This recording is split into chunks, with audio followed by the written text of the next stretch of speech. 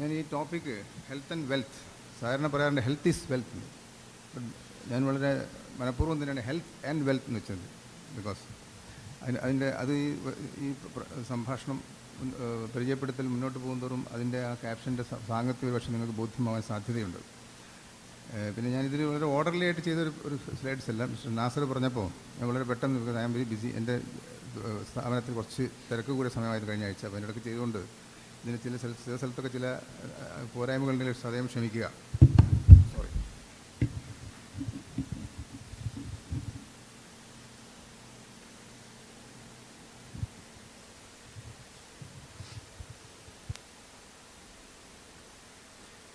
ഞാൻ Wayanad institute of medical സയൻസസിൽ medical സൂപ്രണ്ടായിട്ട് വർക്ക് ചെയ്യാണിപ്പോൾ. പിന്നെ എൻ്റെ സ്ഥാപനത്തിൻ്റെ സ്ഥാപകനും ഈ പ്രദേശക്കാരനാണ് ഡോക്ടർ ആസാദ് മൂപ്പൻ. ഡോക്ടർ ആസാദ് മൂപ്പൻ്റെ സ്ഥാപനമാണിത്. അപ്പം ഞാനും ഡോക്ടർ ആസാദ് മൂപ്പനും MBBSന് ക്ലാസ്മേറ്റ്സാണ്. ബിക്കോസ് ഫറൂഖ് കോളേജിൽ ഞങ്ങൾ ഒന്നിച്ചായിരുന്നു. അദ്ദേഹം ഡിഗ്രി ആയിരുന്നു, ഞാൻ പ്രീ ഡിഗ്രി ആയിരുന്നു മാത്രമല്ല. മെഡിസിൻ ഞങ്ങൾ ഒന്നിച്ചായിരുന്നു. പക്ഷേ ഞാൻ എൻ്റെ PG ബിരുദാനന്തര ബിരുദം ചെയ്യുമ്പോൾ ആസാദ് അതിന് മുമ്പേ ചെയ്തിരുന്നു. ഓക്കെ, വെള്ളം വേണ്ടി വരും. Slow it is.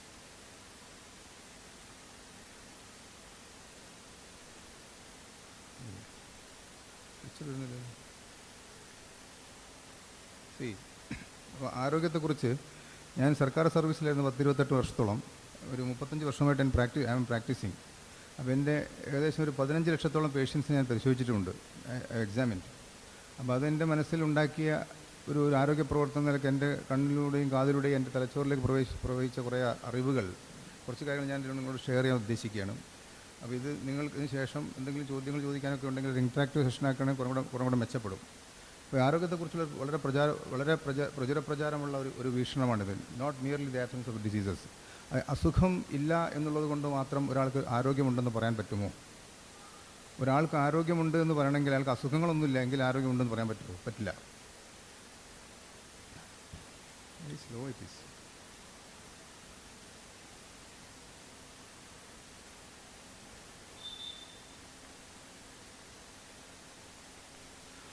അത് സത്യത്തിൽ ശാരീരികവും മാനസികവും സാമൂഹികവും ആത്മീയവുമായിട്ടുള്ള ഒരു പൂർണ്ണ സൗഖ്യാവസ്ഥയെ കൂടി ഉണ്ടെങ്കിൽ മാത്രമേ നമുക്ക് ആരോഗ്യം എന്ന് പറയാൻ പറ്റുള്ളൂ. വെള്ളം ചായ വേണ്ട.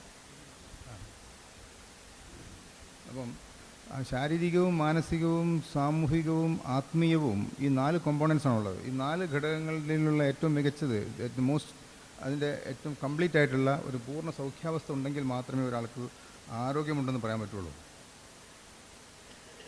അങ്ങനെ വരുമ്പോൾ ഈ രണ്ടാമത്തെ ചോദ്യം, ഇസ് ഇറ്റ് എ മിറാഷ് എന്ന് പറയാൻ മരീചിക എന്നർത്ഥം. ഇല്ലാത്തൊന്ന് മരുഭൂമിയിലൂടെ പോകുമ്പോൾ ഇല്ലാത്തതൊന്നുണ്ടെന്ന് തോന്നുന്നതിനാണ് മരീചിക എന്നത്. അപ്പം ഈ ശാരീരികവും മാനസികവും സാമൂഹികവും ആത്മീയവുമായിട്ടുള്ള പൂർണ്ണ സൗഖ്യാവസ്ഥ എന്ന് പറയുന്നത് ഒരു സമകാലിക ലോകത്തിലെ ഒരു പൗരനെ സംബന്ധിച്ചിടത്തോളം ഒരു മരീചിക മാത്രമാണ് എന്ന് പറയേണ്ട സമയമായി എന്നെനിക്ക് തുടങ്ങിയിട്ടുണ്ട്. അത്രമാത്രം മനുഷ്യൻ താൻ ഏത് വഴിയിലാണ് പോകേണ്ടത് അതിന് വിപരീത ദിശയിൽ ചലിച്ചു തുടങ്ങിയിരിക്കുകയാണ്. That's a reason. അതുകൊണ്ട് സാധ്യമല്ല, ഇറ്റ്സ് നോട്ട് പോസിബിൾ. റാദർ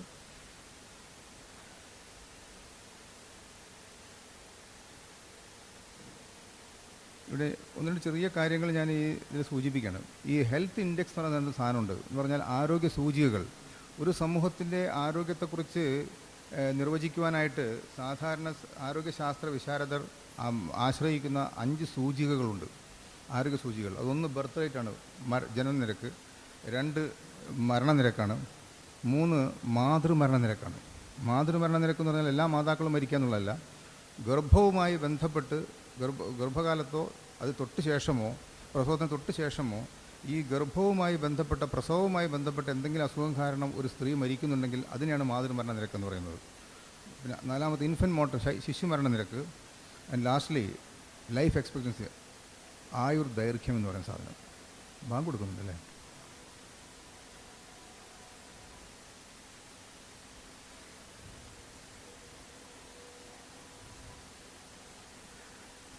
അപ്പോൾ ഈ 5 സൂചികകളാണ് നമ്മൾ ഒരു സമൂഹത്തിൻ്റെ ആരോഗ്യ നിലവാരത്തെ സൂചിപ്പിക്കാനായിട്ട് ഉപയോഗിക്കാറ്. ഈ 5 കാര്യങ്ങളിൽ കേരളം പാശ്ചാത്യ നാടുകൾക്ക് ഒപ്പമാണ്. Thank you sir.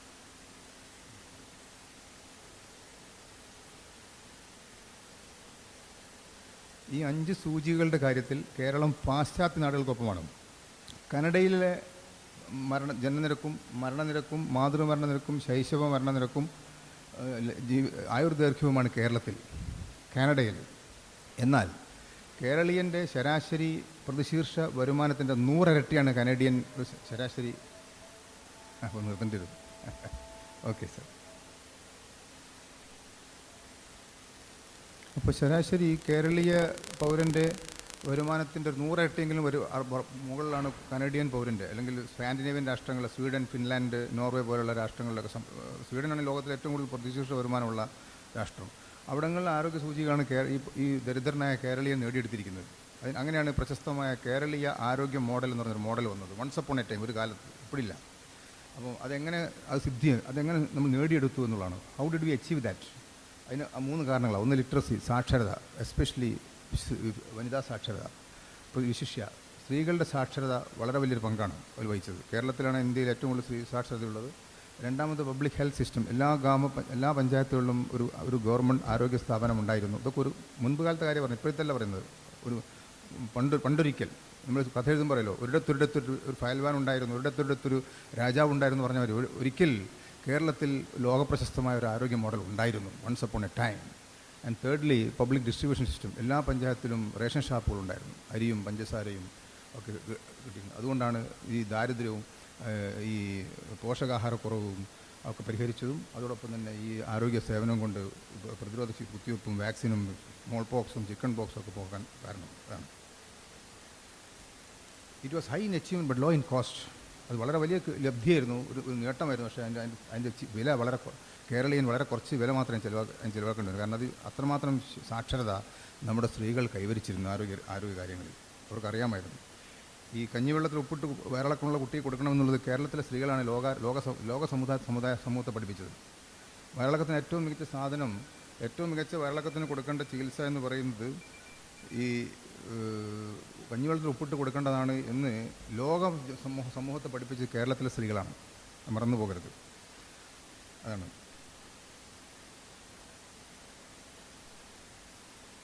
സോ ഇത് ലോകാരോഗ്യ സംഘടന പോലെയുള്ള സംഘടനകളിൽ നിന്നും വളരെ വലിയ ഒരു മുക്തകണ്ഠ പ്രശംസ നേടിയെടുക്കുകയും കേരളം ദേശീയ തലത്തിൽ ഈ ഇന്ത്യയിലെ ഈ ആരോഗ്യ രംഗത്തെ ഒരു പതാകവാഹക സംസ്ഥാനമായി മാറുകയും ചെയ്തു. അതാണ് എൻ്റെ ചുരുക്കം.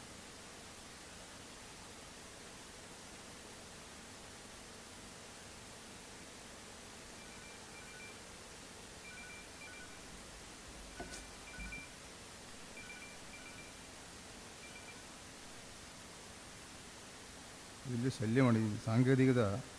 മനുഷ്യന് ഈ മൊബൈൽ ഫോണിൻ്റെ ഒരു കുഴപ്പമാണ്. എനിക്കിതിനെ പറ്റി വലിയ ലിറ്ററസി ഇല്ല. നിങ്ങൾ പറഞ്ഞ ഇതൊരു സ്മാർട്ട് ഫോണാണ്, പക്ഷേ എങ്കിൽ ഇതിനെക്കുറിച്ച് എനിക്ക് വലിയ വിവരമില്ല. ഇത് ഓപ്പറേറ്റ് ചെയ്യണം. എൻ്റെ മകൻ കൊണ്ട് എൻ്റെ കാര്യങ്ങൾ. ഞാനിപ്പോഴും പഴയ തലച്ചോറും പഴയ കൈകളും എഴുത്തും ഒക്കെ ഉപയോഗിക്കുന്ന ആളാണ്. എൻ്റെ മകൻ എന്നെ പിടിപ്പിച്ച സാധനം ഇപ്പോൾ കിട്ടിയപ്പോൾ ഞാൻ കൂടെ ഈ മുമ്പ് നാട്ടിൽ പറയല്ലോ, ഈ നായക്ക് പുതിയ തേങ്ങ കിട്ടി പറഞ്ഞാൽ ഞാൻ ഇതുകൊണ്ട് കുടുങ്ങിയിരിക്കാൻ പോകും. അപ്പോൾ ഞാനിപ്പോൾ ഓഫാക്കിയത്. I don't know how to make it silent. ഇതെങ്ങനെ സൈലൻ്റ് ആക്കാൻ എനിക്കറിയാം. ഞാൻ ഓഫാക്കിയത് ഈ റൂമിൽ ലൈറ്റ് കെടുത്താൻ വേണ്ടി മെയിൻ സ്വിച്ച് ഓഫാക്കിയ പോലെ. അപ്പോൾ അങ്ങനെ ഈ ലോകപ്രശസ്തമായ ഈ കേരള മോഡൽ, പക്ഷെ അതിന് ആയുസ് ഉണ്ടായിരുന്നില്ല. Didn't last long. അധികം നിന്നില്ലത്. തന്നെയുമല്ല, വളരെ പെട്ടെന്ന് തന്നെ കേരളം ഈ രോഗാതുരതകളുടെ ഒരു പറുദീസയായി മാറുകയും ചെയ്തു. എല്ലാ കേരളീയ ഭവനങ്ങളും ഒരു ഫാർമസിയാണ് ഇന്ന്. എല്ലാ കേരളീയ വീടുകളും ഇന്നൊരു മെഡിക്കൽ ഷാപ്പാണ്. ഇന്ന് എല്ലാതരം രോഗാതുരതകളുടെയും ഒരു പറുദീസയും ഒരു കൂമ്പാരവുമാണ് കേരളം. അതാണ്. അങ്ങനെ ഈ ലോകപ്രശസ്തമായ കേരളീയ മോഡലിൽ നിന്നും ഈ ഒരു രോഗങ്ങളുടെ കൂമ്പാരമാകുന്ന ഒരു സംസ്ഥാനത്തിലേക്ക് എങ്ങനെ കേരളം കൂപ്പുകുത്തി എന്നുള്ളതാണ് ഞാൻ അടുത്ത ചില സ്ലൈഡുകളിൽ നിന്നോട് പറയാൻ പോകും. That's reason. Disease complexes attain monstrous proportions. രാക്ഷസീയ മാനങ്ങൾ നേടിയ ഈ രോഗാതുരതകൾ കേരളത്തിൽ താണ്ഡവമാടുകയാണ്. എസ്പെഷ്യലി നേരത്തെ അദ്ദേഹം സൂചിപ്പിച്ച പോലെ, നേരത്തെ സ്വാഗത പ്രസംഗ നമ്മുടെ സ്റ്റാൻഡിംഗ് കമ്മിറ്റി ചെയർപേഴ്സൺ പറഞ്ഞതുപോലെ, കേരളം ഇന്ന് ജീവിതശൈലി രോഗങ്ങളുടെ ഒരു ലോക തലസ്ഥാനമാണ്, ഇന്ത്യൻ സംസ്ഥാനമല്ല. ലോകത്തിൽ ഏറ്റവും കൂടുതൽ പ്രമേഹമുള്ളത് കേരളത്തിലാണ്. ലോകത്തിൽ ഏറ്റവും കൂടുതൽ പ്രമേഹമുള്ളത് കേരളത്തിലാണ്. കേരളത്തിൽ ഏറ്റവും കൂടുതൽ പ്രമേഹമുള്ളത് മലബാറിലാണ്. മലബാറിൽ ഏറ്റവും കൂടുതൽ പ്രമേഹമുള്ള മുസ്ലിംസിനാണ്. ആരും ഞെട്ടേണ്ട ആവശ്യമില്ല. ഇവിടെ തന്നെ ഇരിക്കുന്ന ആൾ ഇപ്പോൾ 100 ആളുണ്ടെങ്കിൽ ഒരു 30 ആൾക്ക് പ്രമേഹം ഉണ്ടാവുമെന്ന് എനിക്ക് ഉറപ്പാണ്. ചാലഞ്ച് ലോകത്തിലെ ശരാശരി 7ആണ്, 100-ൽ 7ആണ് ലോക ശരാശരി. പക്ഷേ കേരളത്തിൽ അത് 100-ൽ 30 എസ്പെഷ്യലി എമംഗ് ദി മുസ്ലിംസ് വന്നിട്ടുണ്ട്, മറന്നു പോകണ്ട. അതുകൊണ്ട് കോഴിക്കോട്, കണ്ണൂർ, മലപ്പുറം ജില്ലകളിലെ പ്രൈവറ്റ് ആസ്പത്രികളിലൊക്കെ നിങ്ങൾ പോയി കയറി ഇറങ്ങി നോക്കൂ. അവിടുത്തെ ഇൻപേഷ്യൻസിൽ, അഡ്മിറ്റ് പേഷ്യൻസിൽ 70% 90% മുസ്ലിംസ് ആയിരിക്കും. അതിലൊരു സംശയമില്ല കാര്യത്തിൽ. അതാണ് അതിൻ്റെ വേറെ തമാശ. അതുകൊണ്ട് ഇതിനെ പകർച്ചവ്യാധികളല്ലാത്ത നോൺ കമ്മ്യൂണിക്കബിൾ ഡിസീസ് എന്നാണ് പറയാം. പഴയ കാലത്ത് എന്താണ് ഈ ലൈഫ് സ്റ്റൈൽ ഡിസീസ് നോക്കൂ: പ്രമേഹം, രക്തസമ്മർദ്ദം, പ്രഷർ, ഹാർട്ട് അറ്റാക്ക്, ക്യാൻസറുകൾ, വൃദ്ധിക്ഷയം, ഈ ഊര തേയ്മാനം, മുട്ട് തേയ്മാനം, കഴുത്ത് തേയ്മാനം, അതാണ് ഡിജനറേറ്റ് ഡിസീസ് എന്ന് പറയുന്നത്. സൈക്കാട്രിക് എയിൽമെൻറ്റ്സ്, മാനസിക രോഗങ്ങൾ. ഇന്ത്യയുടെ മാനസിക രോഗ തലസ്ഥാനമാണ് കേരളം. ഇന്ത്യയിൽ ഏറ്റവും കൂടുതൽ മാനസിക രോഗമുള്ള കേരളത്തിലാണ്. ജനറ്റിക് ഡിസോർഡേഴ്സ്, ജനിതക കാരണങ്ങൾ. ആൻഡ് അഗെയിൻ ഇന്ത്യയുടെ മദ്യ തലസ്ഥാനമാണ് കേരളം. ഇന്ത്യയിൽ ഏറ്റവും കൂടുതൽ മദ്യം ഉപയോഗിക്കുന്ന per capita consumption of liquor is in Kerala. അതിൽ തന്നെ എനിക്കൊന്ന് തിരൂരും ഒട്ടും മോശമല്ലാത്ത ചരിത്രം എഴുതി ചേർത്തിട്ടുണ്ടെന്ന് ഞാൻ കേട്ടത് കഴിഞ്ഞ വർഷം, അതിന് മുമ്പത്തെ വർഷം. ഇല്ല മാഡം, തിരൂർ ക്രിസ്ത്യൻ ഡോമിനൻറ്റ് സ്ഥലങ്ങളൊക്കെ ഓവർടേക്ക് ചെയ്തിട്ടുണ്ട് കഴിഞ്ഞതിൻ്റെ മുമ്പത്തെ വർഷം, അങ്ങനെ കേട്ടിട്ടുണ്ട്. 2015 തോന്നുന്നുണ്ട്. നമ്മൾ സാറിന് ക്രിസ്ത്യൻ മേഖലകളാണല്ലോ മധ്യത്തിൽ, പക്ഷേ അതിനെ തിരൂർ കടത്തി വെട്ടി എന്നുള്ളത് ഓർക്കേണ്ടതുണ്ട്. റെസ്പിറേറ്ററി പ്രോബ്ലം, ശക്തമായ വായു മലിനീകരണം കൊണ്ടൊക്കെ. ഇതെല്ലാം തന്നെ ജീവിതശൈലി രോഗങ്ങളാണ്. ലോങ് ലിസ്റ്റ്, വളരെ നീണ്ടൊരു ഒരു പട്ടികയാണത്. ഡിക്കേഡ്സ് എഗോ, ദശാബ്ദങ്ങൾക്ക് മുമ്പ് നമ്മുടെ പ്രധാനപ്പെട്ട പ്രശ്നങ്ങൾ പോഷകാഹാരക്കുറവും പകർച്ചവ്യാധികളുമായിരുന്നു. പോഷകാഹാരക്കുറവും പകർച്ചവ്യാധി എന്ന് പറയുന്നത് വൈക്കോലും തീയും പോലെയാണ്. അത് പോഷകാഹാരക്കുറവ് രോഗിയുടെ രോഗപ്രതിരോധ ശേഷി കുറയ്ക്കുമ്പോൾ പകർച്ചവ്യാധികൾ പടർന്നു പിടിക്കുന്നു, ആളെ കടന്ന് ആക്രമിക്കുന്നു. അതായിരുന്നു പഴയ കാലത്ത്. ഇപ്പോൾ അത് പോയി. Now Kerala is the world capital of non communicable diseases.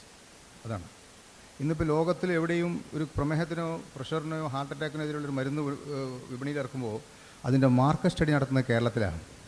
ലോകത്തിലെ ബഹുരാഷ്ട്ര കുത്തകകളൊക്കെ ആ മരുന്നിൻ്റെ മാർക്കറ്റ് സ്റ്റഡി, കമ്പോള പഠനം നടത്തുന്നത് കേരളത്തിലാണ്. In health indices we exceed. ഇങ്ങനെയൊക്കെയാണെങ്കിലും ഈ പറഞ്ഞ 5 ആരോഗ്യ സൂചികകളുടെ കാര്യത്തിൽ ഇന്നും കേരളം മുകളിൽ തന്നെയാണ്. കാരണം അതിലൊന്നും തന്നെ രോഗ ആതുരതകളെക്കുറിച്ച് പരാമർശങ്ങളില്ല. അത് മരണനിരക്ക്, ജനനനിരക്ക്, മാതൃമരണനിരക്ക്, ശിശുമരണനിരക്ക്, പിന്നെ ആയുർദൈർഘ്യം, 5 കാര്യങ്ങളാണ്. ഇതിലൊന്നും തന്നെ ആ സമൂഹത്തിൽ പ്രമേഹത്തിൻ്റെ അളവോ ഹാർട്ട് അറ്റാക്കിൻ്റെ അളവോ പ്രഷറിൻ്റെ അളവോ പറയുന്നില്ല. അതുകൊണ്ടാണ് ഒരു അതിഭീകരമായ രോഗാതുരകളുണ്ടായിട്ടും ഇന്നും ആരോഗ്യം സൂചികളുടെ കാര്യത്തിൽ കേരളം മുന്നോട്ട്. ഇതൊരു വലിയൊരു വൈരുദ്ധ്യമാണത്. ഗ്രേറ്റ് മിസ്മാച്ചാണത്. But worse than Bihar. അതാണ് ബീഹാറിനെ കുറിച്ച് നമ്മൾ പറയാറുണ്ടല്ലോ. ഏറ്റവും മോശം ക്രമസമാധാന നില, ഏറ്റവും മോശം റോഡുകൾ, ഏറ്റവും മോശമായ രീതിയിൽ സ്ത്രീകളോടുള്ള പെരുമാറ്റം, സ്ത്രീകൾക്കെതിരെയുള്ള അക്രമം, അനീതി, ഗുണ്ടാരാജ്, കാടൻ സമൂഹം, അരാജകത്വമൊക്കെ പറയുമ്പോൾ നമ്മൾ ബീഹാറിനെ കുറിച്ച് നമ്മൾ പറയാറ്. എന്നാൽ രോഗാതുരതയുടെ കാര്യത്തിൽ കേരളം ബീഹാറിനേക്കാൾ മോശമാണ്. അതൊരു വാസ്തവമാണ്. പിന്നെ അതിനേക്കാൾ വലിയ ഏറ്റവും പരമപ്രധാനമായതാണ് കേരളത്തിൽ ഏറ്റവും അടിയന്തര പ്രശ്നം ഇപ്പോഴത്തെ അടുത്ത കാലത്തുള്ളത് ഫെയിലിംഗ് മെൻ്റൽ ഹെൽത്ത്. കേരളീയരുടെ മാനസികാരോഗ്യം വളരെ വളരെ അപകടകരമായ രീതിയിൽ പോയിക്കൊണ്ടിരിക്കുകയാണ്. പത്രങ്ങളൊക്കെ നമുക്ക് കാണാൻ സാധിക്കും പല വിവരങ്ങളും. പെണ്ണൊരുമ്പെട്ടിട്ടില്ലെങ്കിൽ ഇങ്ങനെ ധാരാളം വിഷയങ്ങൾ പത്രങ്ങളിലൂടെ നമുക്ക് കാണാൻ പറ്റും. ഇതൊക്കെ കേരളത്തിലെ ഈ ഫെയിലിംഗ് മെൻ്റൽ ഹെൽത്തിൻ്റെ പ്രശ്നമാണ്. അതാണ് എന്തൊക്കെയാണ് പൂർ സോഷ്യൽ സൈക്ക്, സമൂഹ മനസ്സ് വളരെ മോശം, വയലൻസ്, അക്രമം, ഇൻടോളറൻസ്, അസഹിഷ്ണുത, and atrocities against women and children. ഇക്കാര്യത്തിലൊക്കെ കേരളം ഒരു കാലത്തിൽ ഇന്ത്യയിൽ ഏറ്റവും കൂടുതൽ സ്ത്രീകളെ ബഹുമാനിച്ചിരുന്ന സമൂഹം ബംഗാളും കേരളവുമായിരുന്നു. ഇന്നിപ്പോൾ കേരളത്തിന് ആ ഒരു സ്ഥാനം നഷ്ടപ്പെട്ടിരിക്കുകയാണ്. കേരളത്തിൽ സ്ത്രീകൾ വളരെയധികം. തന്നെയുമല്ല, അമേരിക്കയിൽ നിന്നും ലോകത്തിൻ്റെ വിവിധ ഭാഗങ്ങളിലേക്ക് ഈ ടൂറിസത്തിന് വേണ്ടി പോകുന്ന ടൂറിസ്റ്റുകൾക്ക് അമേരിക്കൻ വിദേശകാര്യ വകുപ്പ് ഒരു ഗൈഡ് കൊടുക്കും, ഒരു മാർഗ്ഗനിർദ്ദേശക തത്വങ്ങൾ അടങ്ങിയിരിക്കുന്നത്. ഏതൊക്കെ രാഷ്ട്രങ്ങളിൽ പോയി കഴിഞ്ഞാൽ എങ്ങനെയൊക്കെ നിങ്ങൾ പെരുമാറണം എന്നുള്ളത്. ഇപ്പോൾ സൗദി അറേബ്യയിലേക്ക് നമ്മൾ പോകുകയാണെങ്കിൽ, ഗൾഫ് രാജ്യങ്ങളിലേക്ക് പോകുമ്പോൾ നമുക്ക് ഇവിടുന്ന് അടിച്ചൊരു സാധനം അതിൽ പറയുന്നത്, നിങ്ങൾ ലിഫ്റ്റിൽ കയറുമ്പോൾ ശ്രദ്ധിക്കണം, അവിടെ പോയാൽ അതിൽ സ്ത്രീകളുണ്ടെങ്കിൽ കയറാൻ പാടില്ല, ഒരു സ്ത്രീ മാത്രമേ കയറാൻ പാടില്ല, അവർ ഫോട്ടോ എടുക്കാൻ പാടില്ല, അങ്ങനെ കുറേ അടിച്ചു വരും. അതുപോലെ തന്നെ അമേരിക്കൻ വിദേശകാര്യ വകുപ്പ് കൊടുക്കുന്ന ഒരു സാധനമാണ്, നിങ്ങൾ ഇന്ത്യയിൽ പോയി കഴിഞ്ഞാൽ സ്ത്രീകൾ വൈകുന്നേരത്തിന് ശേഷം റോഡിൽ ഒറ്റക്കിറങ്ങി നടക്കാൻ പാടില്ല. ഇന്ത്യയിൽ സ്ത്രീകളുടെ സ്ഥിതി വളരെ അപകടകരമാണ്. അതുകൊണ്ട് വൈകുന്നേരം 5 മണിക്ക് ശേഷം അത് ഇരുട്ടിക്കഴിഞ്ഞാൽ ഇന്ത്യൻ തലസ്ഥാനങ്ങൾ, മെട്രോപൊളിറ്റൻ സിറ്റികളിൽ നിങ്ങൾ ഒരിക്കലും ഒറ്റക്കിറങ്ങി നടക്കരുത് എന്ന് പറയാറുണ്ട്. അപ്പോൾ അത്രയും അപകടകരമാണ് പ്രമേഹം. സാധാരണ ഇപ്പോഴത്തെ കമ്പോള മുദ്രാവാക്യം എന്ന് പറഞ്ഞാൽ 1 എടുത്താൽ 1 ഫ്രീ, 1 എടുത്താൽ 2 ഫ്രീ എന്നാണല്ലോ. പക്ഷേ പ്രമേഹത്തിൻ്റെ കാര്യത്തിൽ ഒന്നെടുത്താൽ അനേകം ഫ്രീ ആണ്. നിങ്ങൾ പ്രമേഹം ഉണ്ടായിക്കഴിഞ്ഞാൽ 5 വർഷത്തിനുള്ളിൽ നിങ്ങൾക്ക് പ്രഷർ ഉണ്ടാകും, ഹാർട്ട് അറ്റാക്ക് ഉണ്ടാകും, കൊളസ്ട്രോൾ ഉണ്ടാകും, നിങ്ങൾക്ക് കിഡ്നി രോഗം ഉണ്ടാകും, ഞരമ്പുകൾ പോകും, ലൈംഗിക ശേഷി കുറയും, നിങ്ങളുടെ കണ്ണിൻ്റെ കാഴ്ച പോകും. അങ്ങനെ ഒന്നെടുത്താൽ അനേകം ഫ്രീ ആയിട്ടുള്ള സംവിധാനമാണ് ഈ ഡയബറ്റീസ് എന്നുള്ള സാധനം. You need to secure earn diabetes only. That's all, everything will be assured to you. Diabetes heart attack കൂട്ടുന്നു, കിഡ്നി രോഗം കൂട്ടുന്നു. ഇൻ കേരള ലോകത്തിൽ ഏറ്റവും കൂടുതൽ യുവാക്കൾക്കിടയിൽ ഹാർട്ട് അറ്റാക്ക് ഉണ്ടാകുന്ന കേരളത്തിലാണ്. അതിൻ്റെ കാരണം ലോകത്തിലെ ഒന്നാമത് ജനിതക കാരണങ്ങളുണ്ട്, രണ്ടാമത് കേരളീയൻ്റെ ഈ പ്രമേഹത്തിനുമായി ബന്ധമുണ്ട്. പിന്നെ ബാക്കിയിലേക്ക് വരും. Highest incidents of young heart attacks. ഇപ്പോൾ കേരളത്തിലെ ഏറ്റവും ഫാഷൻ ഈ ഡയാലിസിസ് കേന്ദ്രങ്ങളാണ്. ഇപ്പോൾ ഗൾഫ് മലയാളികളൊക്കെ ധാരാളം പേര് നാട്ടിൽ സൗജന്യ ഡയാലിസിസ് കേന്ദ്രങ്ങൾ, ഇപ്പോൾ ഡയാലിസിസ് ആണ് നാട്ടിലെ ഫാഷൻ. ഒരു ഡയാലിസിസ് കേന്ദ്രങ്ങൾ, ഒരു 5 ഡയാലിസിസ് യന്ത്രം കൊടുക്കുക, അതിപ്പോൾ ഒരു നാട്ടിൽ ഫാഷനായിട്ടുണ്ട്. ഇറ്റ് ഹാസ് ബിക്കം റാദർ ഡിറെഗ്യൂർ എന്ന് ഇംഗ്ലീഷിൽ പറയും ഒരു പദം ഉണ്ടായത്. അപ്പോൾ കേരളത്തിലെ പ്രധാനപ്പെട്ട ഒരു ഫാഷനായി മാറിയിട്ടുണ്ട് ഇപ്പം ഡയാലിസിസ്. കാരണം അത്രമാത്രം ഡയാലിസിസ് കേന്ദ്രങ്ങൾ കേരളത്തിൽ ആരംഭിക്കേണ്ടിയിരിക്കുന്നു. കേരളത്തിൽ 3,30,00,000 ആളുകളിൽ ഏകദേശം ഒരു 1 in 20, ഒരു 20-ൽ ഒരാളോ അല്ലെങ്കിൽ 10-ൽ ഒരാളോ ഭാവിയിൽ ഒരു കിഡ്നി പേഷ്യൻ്റ് ആവാൻ ചാൻസ് ഉണ്ട്. അപ്പോൾ കേരളത്തിൽ ഇപ്പോൾ ഇതാ പ്രശ്നം. ഇപ്പോൾ എല്ലായിടത്തും ഈ ഡയാലിസിസ് കേന്ദ്രങ്ങളാണ്. അതിന് ഇഷ്ടംപോലെ പണം കിട്ടുന്നുണ്ട്. ഗവൺമെൻറ് തന്നെ കാരുണ്യൊക്കെ തുടങ്ങിയിട്ടുണ്ട്. അതായത് എല്ലാ കുതിരകളും ഓടിപ്പോയതിന് ശേഷം ലായം അടയ്ക്കുക, മുഴുവൻ വെള്ളവും ഒലിച്ചു പോയതിന് ശേഷം അണ കെട്ടുക. ഇതൊക്കെയാണ് ഇപ്പോൾ നമ്മുടെ system. Interventional cardiology, diabetic and kidney disease treatment. അതായത് ഹാർട്ട് അറ്റാക്ക് ഉണ്ടായിട്ട് ഹാർട്ടിനുള്ളിലേക്ക് ഒരു കമ്പിടുക, ബൈപ്പാസ് സർജറി, പ്രമേഹ രോഗ ചികിത്സ, വൃക്കരോഗ ചികിത്സ ഒക്കെ ഇന്ന് ഇന്ത്യയിൽ കേരളത്തിൽ മൾട്ടി ക്രോർ ടേണോവറുള്ള ബിസിനസ്സാണത്. It has become a business. നമ്മളെല്ലാവരും അതിൻ്റെ ഒരു ഉപഭോക്താക്കളാണ്. എല്ലാവരും ഒരു ഹാർട്ട് അറ്റാക്ക് ഉണ്ടാകുന്ന ഒരാൾക്ക് ഒരു ബൈപ്പാസ് ചെയ്യണമെങ്കിൽ 2 ലക്ഷം റുപ്യ വരും. അയാൾക്കൊരു ട്രിപ്പിൾ വെസൽ ഡിസീസ് ആണെങ്കിൽ 3 രക്തക്കോയിലും ബ്ലോക്ക് ഉണ്ടെങ്കിൽ ഒരു 2.5 ലക്ഷം 3 ലക്ഷം റുപ്യൻ്റെ കോയിൽ സ്റ്റെൻറ്റ് ഇടണം, ആൻജിയോപ്ലാസ്റ്റി. ഒരു വൃക്ക മാറ്റി വെക്കണമെങ്കിൽ 10-15 ലക്ഷം റുപ്യ വരും. നോക്കണം. ഇതിനിടയിൽ ഇതൊക്കെ ചെയ്തു കഴിഞ്ഞാൽ ജീവിതകാലം മുഴുവൻ അതിന് മരുന്നും വേണം. ഇതിനിടയിൽ വേണം ഈ ചെറുപ്പക്കാരന് വിവാഹം കഴിക്കാനും അച്ഛനാവാനും മറ്റേ പിതാവാകാനും കുടുംബനാഥനാകാനും മകളെ കെട്ടിക്കാനും വീടുണ്ടാക്കാനൊക്കെ ഇതിനിടയിൽ വേണം ചെയ്യേണ്ടത്. അപ്പോൾ കേരളത്തിൽ 75 വയസ്സ് സാധാരണക്കാരൻ ജീവിക്കുന്നുണ്ട്. 75. ഇപ്പോൾ ഈ പറന്നു പോകുന്ന ബസ്സുകളിടിച്ച് മരിച്ചിട്ടില്ലെങ്കിൽ അവൻ 75 വയസ്സിൽ ജീവിക്കുന്നുണ്ട്. ഇവന് 35-ാം വയസ്സ് മുതൽ 30 വയസ്സ് മുതൽ, ഇപ്പോൾ 30 20-25 വയസ്സിൽ തന്നെ അസുഖങ്ങൾ തുടങ്ങും. പ്രമേഹം വന്നു തുടങ്ങിയിട്ട് കേരളത്തിൽ 20 വയസ്സിൽ 25 വയസ്സിൽ പ്രമേഹം ഉണ്ടാകുന്ന ഒരു കേരളീയൻ അടുത്ത 45-50 കൊല്ലം ഈ പ്രമേഹവുമായി ജീവിക്കാൻ, പ്രമേഹം ചികിത്സ ഭേദാക്കാൻ പറ്റില്ല. അയാളുടെ രോഗങ്ങളുടെ ലിസ്റ്റിൽ ഓരോ 5 കൊല്ലം പുതിയ അഡീഷൻസ് വരും. അറ്റാക്ക് വന്നു, പ്രഷർ വന്നു, പ്രമേഹത്തിൻ്റെ കൂടെ തന്നെ പിന്നെ കിഡ്നിക്ക് രോഗം വന്നു, കണ്ണുപോയി. അങ്ങനെ ഒരു 40 കൊല്ലം ഈ മനുഷ്യൻ അനേകം മരുന്നുകളുമായി മല്ലിട്ട് ജീവിക്കുക. അയാളുടെ വീട് ഒരു ഫാർമസി ആവുകയാണ്. ഒരു ദിവസത്തെ ചികിത്സക്ക് 500 രൂപ വരെ ചിലവ് വരും. ഇൻസുലിൻ ഉണ്ടെങ്കിൽ പ്രത്യേകിച്ചും 500 മുതൽ 600 ഒരു ദിവസം. അങ്ങനെ 360 ദിവസം, അങ്ങനെ 40 കൊല്ലം. You just imagine the amount of money നമ്മൾ സാധാരണക്കാർ ചിലവാക്കുന്ന ഈ 40 കൊല്ലം കോടിക്കണക്കിന് ലക്ഷക്കണക്കിന് രൂപ അയാൾ ചിലവഴിക്കുകയാണ്. അതിനിടയ്ക്ക് വേണം അയാൾക്ക് കല്യാണം കഴിക്കണം, നേരത്തെ പറഞ്ഞ പോലെ വീടുണ്ടാക്കണം, മോളെ കെട്ടിക്കണം, ഇതൊക്കെ ചെയ്യണം. ഇതെങ്ങനെ സാധിക്കാം? ഈ പണം മുഴുവൻ അടിച്ചു മാറ്റുന്നത് ബഹുരാഷ്ട്ര കുത്തകളാണ്.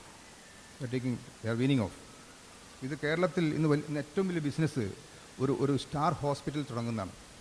ഈ സ്റ്റാർ ഹോസ്പിറ്റൽ തുടങ്ങിക്കഴിഞ്ഞാൽ one thing is pretty assured that ആ ഹോസ്പിറ്റലിൽ എന്നും ധാരാളം രോഗികളുണ്ടാവും. പ്രമേഹക്കാരുണ്ടാവും, പ്രഷറുണ്ടാവും, ഹാർട്ട് അറ്റാക്കാരുണ്ടാവും, കിഡ്നിക്കാരുണ്ടാവും. ആസ്പത്രി ഉടമ കോടീശ്വരനാവുകയും ചെയ്യും.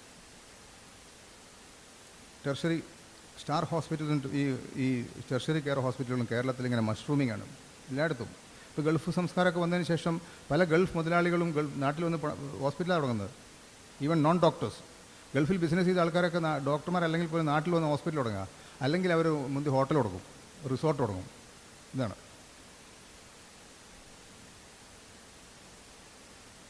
Why this tragedy. എന്തുകൊണ്ടാണ് ഈ ദുരന്തം?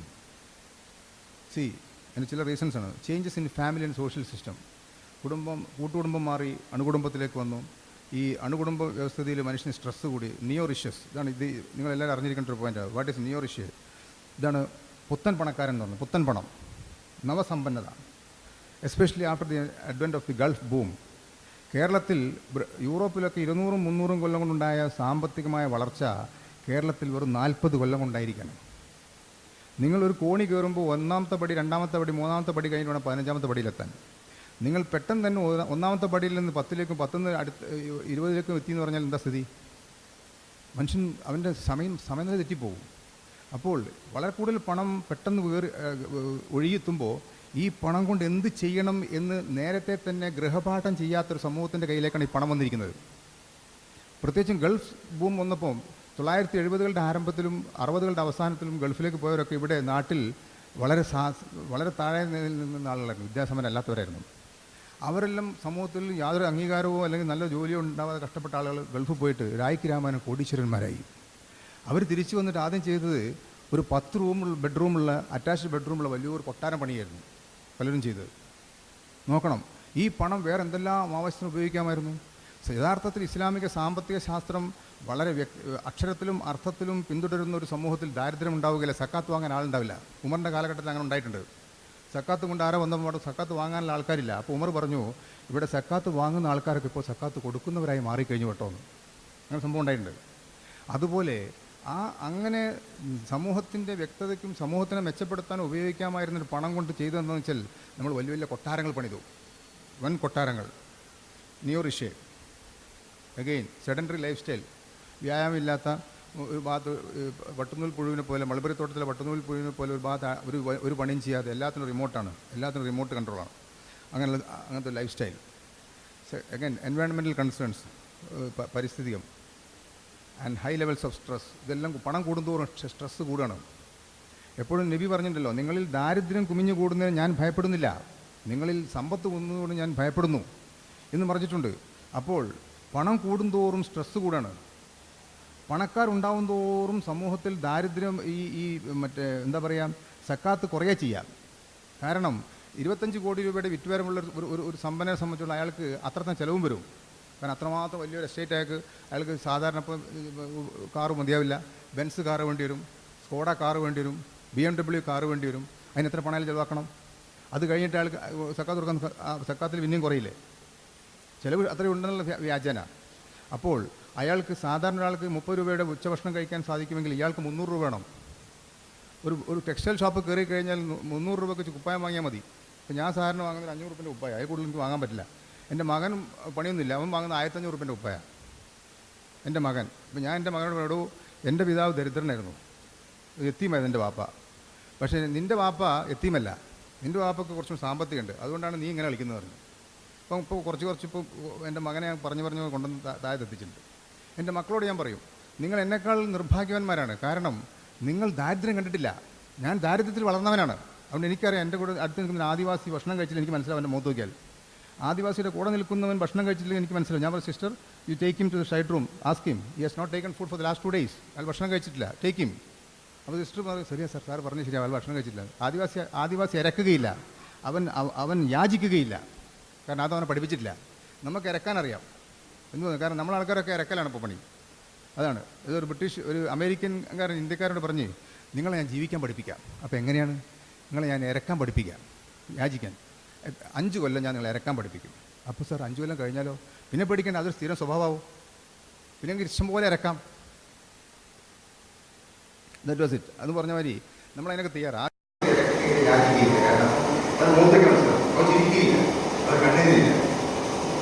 നന്ദി പറയാതെ ഞാൻ ആദിവാസികൾക്ക് ഭക്ഷണം കൊടുക്കുന്നതാണ്, വസ്ത്രം കൊടുക്കുന്നതാണ്. പക്ഷേ ഈ ആദിവാസി ഞാൻ ഭക്ഷണം കൊടുത്താലും അവർക്ക് ആരും മോശിക്കാൻ കിട്ടുള്ളൂ.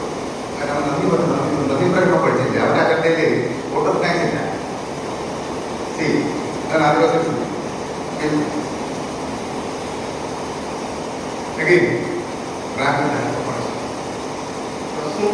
ആൽക്കഹോളും കൂടെ തന്നു കഴിഞ്ഞാൽ അങ്ങനെ പറയും, അങ്ങനെ ടെൻഷനാണ്, അതോടെ പങ്കെടുക്കുന്നത്. സ്ട്രെസ് കൂടിയിട്ടുമുണ്ട്. അപ്പോൾ ഈ സ്ട്രെസ്സും ആൽക്കഹോളും സെഡൻറ്ററി ലൈഫ് സ്റ്റൈലും പ്രമേഹം കൂടെ കൂടി ചേർന്നാൽ പിന്നെ അവിടെ ആനന്ദലബ്ധിക്ക് വേറൊന്നും വേണ്ട. നിങ്ങൾക്ക് എല്ലായി, നിങ്ങളെല്ലാ അവയവങ്ങളും നേരത്തെ പറഞ്ഞ പോലെ മീറ്റിംഗ് കൂടാൻ അവയവം ഉണ്ടാവില്ല, മീറ്റിങ്ങിലേക്ക് എത്തില്ല അവയവങ്ങൾ, അതിന് മുമ്പ് തന്നെ പണി വരും. Lack of exercise, over eating, non vegetarian fast food. 1 kilo vegetarian food ഉണ്ടാക്കണമെങ്കിൽ 1200 ലിറ്റർ വെള്ളം വേണം. 1 കിലോ നോൺ വെജിറ്റേറിയൻ ഫുഡ് ഉണ്ടാക്കണമെങ്കിൽ 12,000 ലിറ്റർ വെള്ളം ആവശ്യമാണ്. 12,000 ലിറ്റർ വെള്ളം, 1 കിലോ നോൺ വെജിറ്റേറിയൻ. ലോകത്തിൽ നോൺ വെജിറ്റേറിയൻ ഫുഡ് കൂടുന്നതനുസരിച്ച് നമുക്ക് കന്നുകാലികളെ വളർത്തേണ്ടി വരും. കന്നുകാലികളെ വളർത്തുമ്പോൾ അവയ്ക്ക് തിന്നാൻ വേണ്ടിയിട്ടുള്ള തീറ്റ ഉണ്ടാക്കാൻ വേണ്ടി മനുഷ്യന് ആഹാരം ഉണ്ടാക്കാൻ വേണ്ടി ഉപയോഗിക്കാവുന്ന വയലിലകൾ കുറേ നമുക്ക് അതിനായിട്ട് മാറ്റേണ്ടി വരും. ലോകത്തിലെ ഭക്ഷ്യ ദൗർലഭ്യത്തിൻ്റെ ഒരു കാരണം നോൺ വെജിറ്റേറിയൻ ഫുഡ് കൂടുന്നത് കൂടിയാണ്, മറന്നു പോകണ്ട. അതാണ് ഈ നോൺ വെജിറ്റേറിയൻ ഫുഡ്. അതും ഈ മനുഷ്യൻ ബേസിക്കലി നോൺ വെജിറ്റേറിയൻ അല്ല, അവൻ മിക്സഡാണ്. ഒരു മനുഷ്യൻ ഈ മാംസാഹാരം കഴിക്കുന്ന ഒരു മൃഗത്തിന് കോമ്പല്ലുകൾ വലുതായിരിക്കും, കാനൈൻ ടീത്ത്. നിങ്ങൾ നായയുടെയും ഈ പൂച്ചയുടെയും സിംഹത്തിൻ്റെയും വായ നോക്കൂ, അതിന് വലിയ കോമ്പല്ലുണ്ടാവും. അത് ഇറച്ചി കടിച്ച് വലിക്കാൻ വേണ്ടിയാണ്. മനുഷ്യന് കോമ്പല്ലുകളില്ല, മനുഷ്യൻ്റെ കോമ്പല്ലുകൾ ചെറുതാണ്. എന്നാൽ അണപ്പല്ലുകൾ ശക്തവുമാണ്. എന്താണ് അണപ്പല്ലുകൾ ശക്തമാവുന്നത്? അത് സസ്യാഹാരം അരച്ച് തിന്നാൻ വേണ്ടിയാണ്, സസ്യാഹാരം അരച്ച് തിന്നാൻ വേണ്ടി. അപ്പം ബേസിക്കലി അള്ളാഹു മനുഷ്യനെ സൃഷ്ടിച്ചിരിക്കുന്നത് പ്രധാനമായും സസ്യബുക്കായിട്ടാണ്. എന്നാൽ കാലഘട്ടത്തിൻ്റെ യാത്രയിടയിൽ എവിടെയോ വെച്ച് മനുഷ്യൻ ഈ വെന്ത മാംസം കഴിക്കാനിടയായി. കാട്ടുതീയിൽ മൃഗങ്ങൾ ചത്തപ്പോൾ അന്നത്തെ കാട്ടുജാതിക്കാർ അത് തൊട്ട് നക്കി, അപ്പോൾ രുചി കൂടി.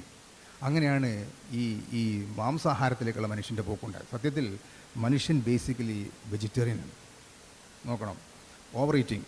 രാവിലെയും ഉച്ചയ്ക്കും രാത്രിയും നോൺ വെജിറ്റേറിയൻ കഴിക്കുന്ന ആൾക്കാരുണ്ട്. രാവിലെ ചിക്കൻ, ഉച്ചയ്ക്ക് മട്ടൻ, വൈകുന്നേരം ബീഫ്. അതിൻ്റെ പുറമെ കോഴിമുട്ടയുടെ ചട്ടിപ്പത്തിരിയും മുട്ടമാലയും മുട്ട സുറുക്കയും മുട്ട മറച്ചതും തിരിച്ചതും മറിഞ്ഞതൊക്കെ.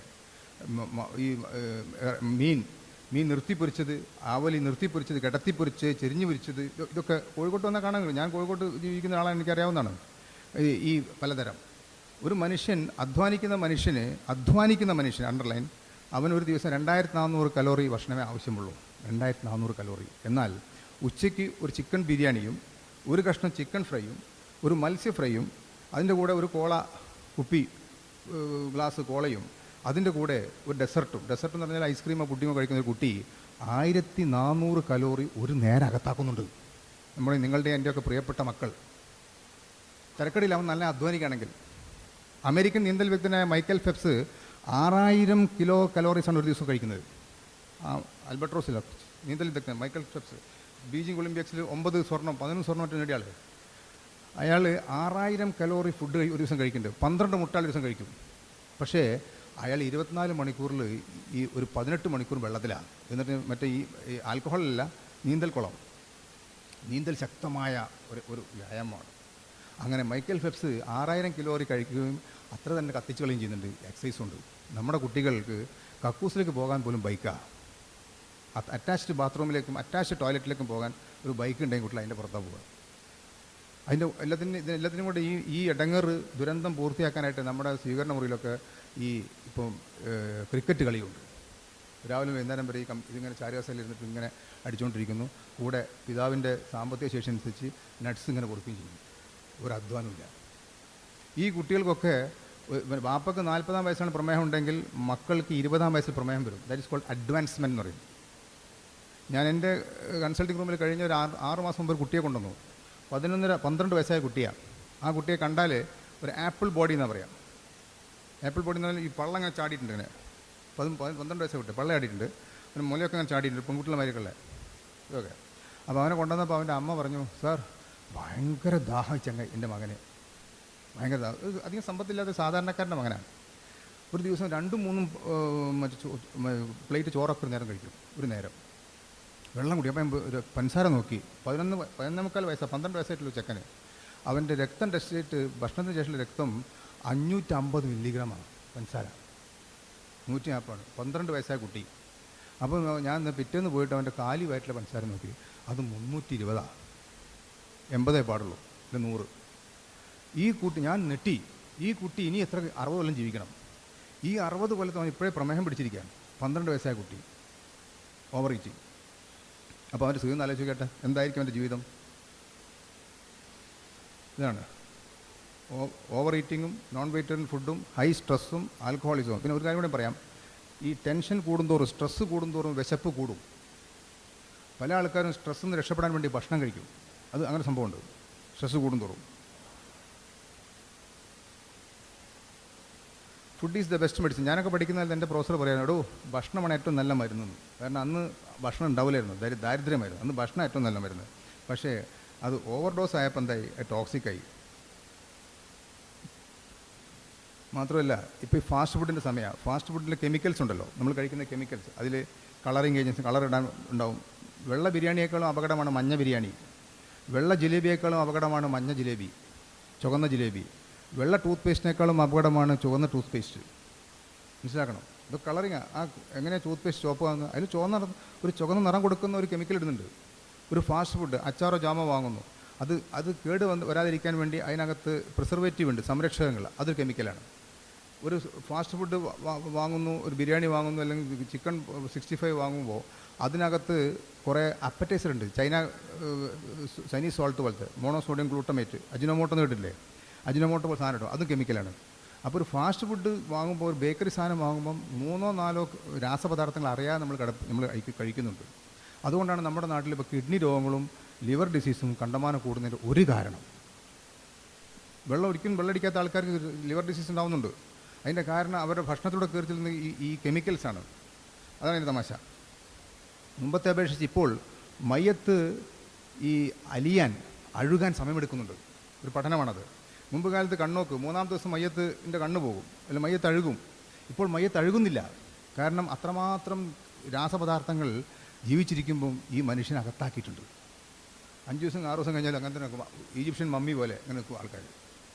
നോക്കണം.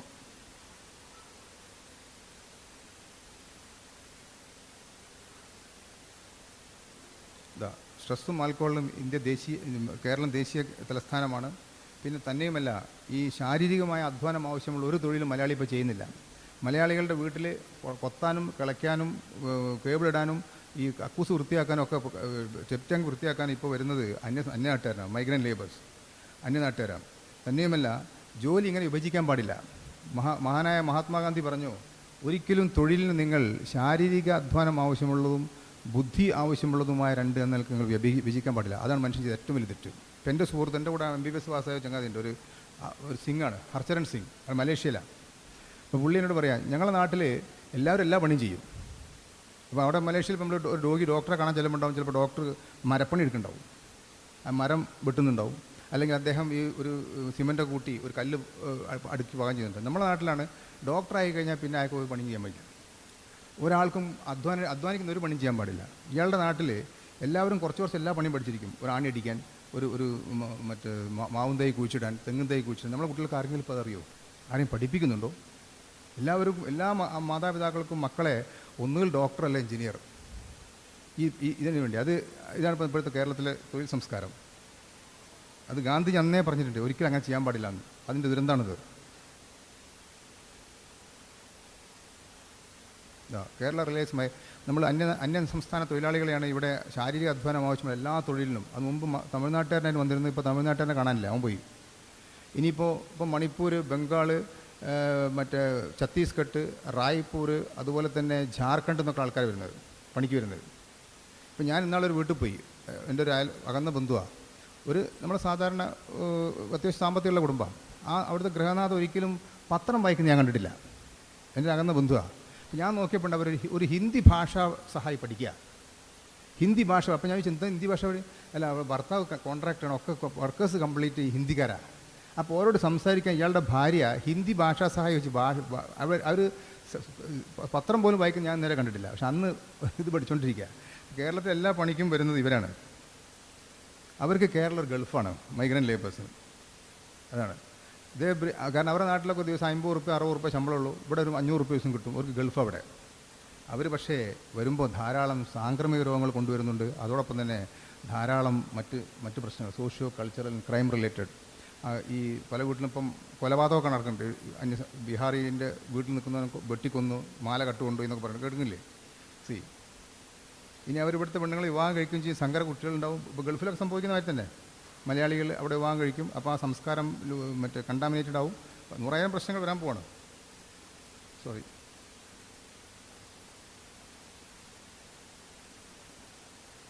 And again, Kerala hotspot off environmental pollution. ഇപ്പോൾ കേരളം ഒട്ടാകെ ഒരു വിളപ്പിൽശാലയും ഞെളിയമ്പറമ്പുകളും അതിൻ്റെ ചെറിയ പതിപ്പുകൾ, വലുതും ചെറുതുമായ പതിപ്പുകൾ ഇന്ന് കേരളം ഒട്ടാകായി കഴിഞ്ഞു മുഴുവൻ. ഞാൻ ഞെളിയമ്പറമ്പുള്ള സ്ഥലത്ത് നിന്ന് വരുന്നവനാണ്. ചെറുവണ്ണൂർ പഞ്ചായത്താണ് എൻ്റെ പഞ്ചായത്ത്. അവിടെ ഞെളിയമ്പറമ്പിൻ്റെ മുമ്പിലാണ് നമ്മൾ ജനിച്ചു വളർന്നൊക്കെ. അതുകൊണ്ട് നമുക്ക് മൂക്കിന് വലിയ പ്രശ്നമില്ല ഇപ്പോൾ. കാരണം നമ്മളെ മൂക്കിൻ്റെ എഫക്റ്റൊക്കെ പോയിപ്പോയിട്ടുണ്ട്.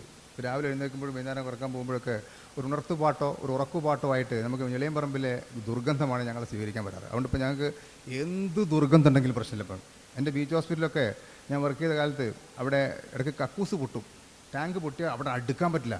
അപ്പോൾ എൻ്റെ വാർഡിലെ നഴ്സുമാരും രോഗികളൊക്കെ ഓടും, ഞാൻ അവിടെ തന്നെ നിൽക്കും, കാരണം ഞാൻ ഞെളിയമ്പറമ്പുകാരനാണല്ലോ. അതുകൊണ്ട് എനിക്ക് അതിശക്തമായ ധൈര്യം ഉണ്ടാക്കരുത്, ഏത് ദുർഗന്ധം ഞാൻ സഹിക്കും. അതെന്നെ പഠിപ്പിച്ച എൻ്റെ ഞെളിയമ്പറമ്പാണ്. അതുപോലെയാണ് Vilappilsala. Air pollution, water pollution and soil pollution. ഒരു നാട്ടിലെ മണ്ണും വെള്ളവും വായുവും മലിനാക്കിപ്പെട്ട് കഴിഞ്ഞാൽ പിന്നെ ഒന്നും ബാക്കിയില്ല. അതോടൊപ്പം മനസ്സും മലിനാക്കിപ്പെട്ടാലോ the whole story is complete. ഇപ്പോൾ കേരളത്തിലെ പ്രശ്നം അതാണ്, മണ്ണ് പോയി, വെള്ളം പോയി, വായു പോയി, മനസ്സും പോയി. മറോഡിങ് സുനാമീസ് ഓഫ് ഇൻഫെക്ഷൻ ഡിസീസ്, അതാണ് ഇങ്ങനെ പടവെട്ടി വരുന്ന വലിയ വലിയ സാംക്രമിക രോഗങ്ങളുടെ പെരും പട വരാൻ പോവാണ്.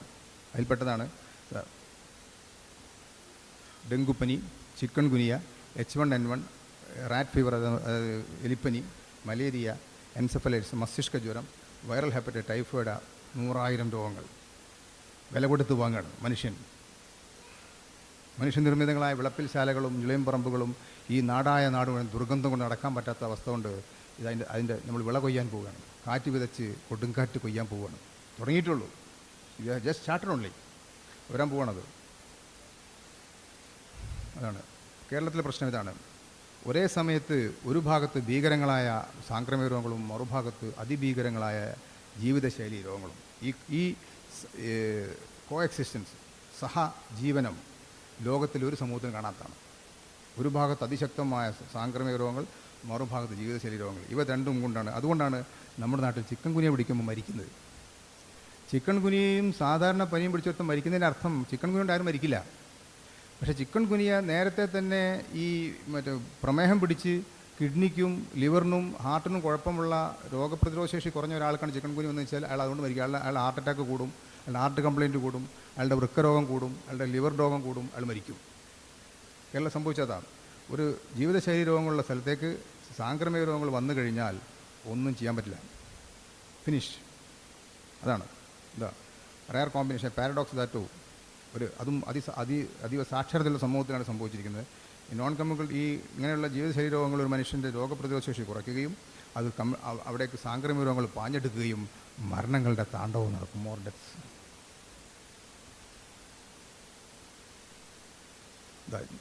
ഇതുകൊണ്ടാണ് ഞാൻ ഹെൽത്ത് ആൻഡ് വെൽത്ത് നോക്കാൻ കാരണം. ന്യൂട്രീഷൻ, നവസമ്പന്നതയും ആരോഗ്യവും. നവസമ്പന്നത മനുഷ്യനെ കൊണ്ട് വേറെ പലതും ചെയ്യിക്കും. More money more needs. പണം കൂടുതൽ വരുമ്പോൾ പുതിയ ആവശ്യങ്ങളുണ്ടാവും. ചെറിയ വീട് പോരാ, വലിയ വീട് വേണം. ചെറിയ കാറ് പോരാ, വലിയ കാറ് വേണം. ചെറിയ സാധാരണ വില കുറഞ്ഞ വസ്ത്രം പോരാ, വില കൂടിയ വസ്ത്രം വേണം. മകളെ വിവാഹം കഴിപ്പിച്ച് അയക്കുമ്പോഴേക്ക് 500 പവൻ്റെ പണ്ടം കൊടുക്കണം. അവളെ ഭർത്താവിന് ഒരു ലിമോസിനോ അല്ലെങ്കിൽ ഒരു BMW സ്ത്രീധനം കൊടുക്കണം. ഇതൊക്കെ മനുഷ്യൻ്റെ ആവശ്യങ്ങളാണ്. ഈ ആവശ്യങ്ങൾ വരുന്നത് പണം കൂടുമ്പോഴാണ്. അവിടെയാണ് eating habits change and more sedentary habits. ഭക്ഷണ തീന്മേശയിൽ കണ്ടമാനം മാറ്റങ്ങൾ വരുന്നു. സമ്പത്ത് കൂടുന്നതോറും തീന്മേശ അടിമുടി മാറുന്നു. തീന്മേശയിൽ നമ്മൾ ചെറുപ്പത്തിൽ ഭക്ഷിക്കുന്ന ഒന്നും കാണുകയില്ല. പുതിയ പുതിയ സാധനങ്ങൾ, ധാരാളം എണ്ണയുള്ള, ധാരാളം കൊഴുപ്പുള്ള, ധാരാളം പഞ്ചസാരയുള്ള, ധാരാളം മാംസമുള്ള, ധാരാളം മത്സ്യങ്ങളുള്ള ഭക്ഷണ രീതിയായി മാറുന്ന മനുഷ്യൻ. അങ്ങനെ ഈ പണം കൂടുതലുള്ളവൻ അവൻ വില കൊടുത്ത് അവൻ രോഗം തിരിച്ചു വാങ്ങുകയാണ്.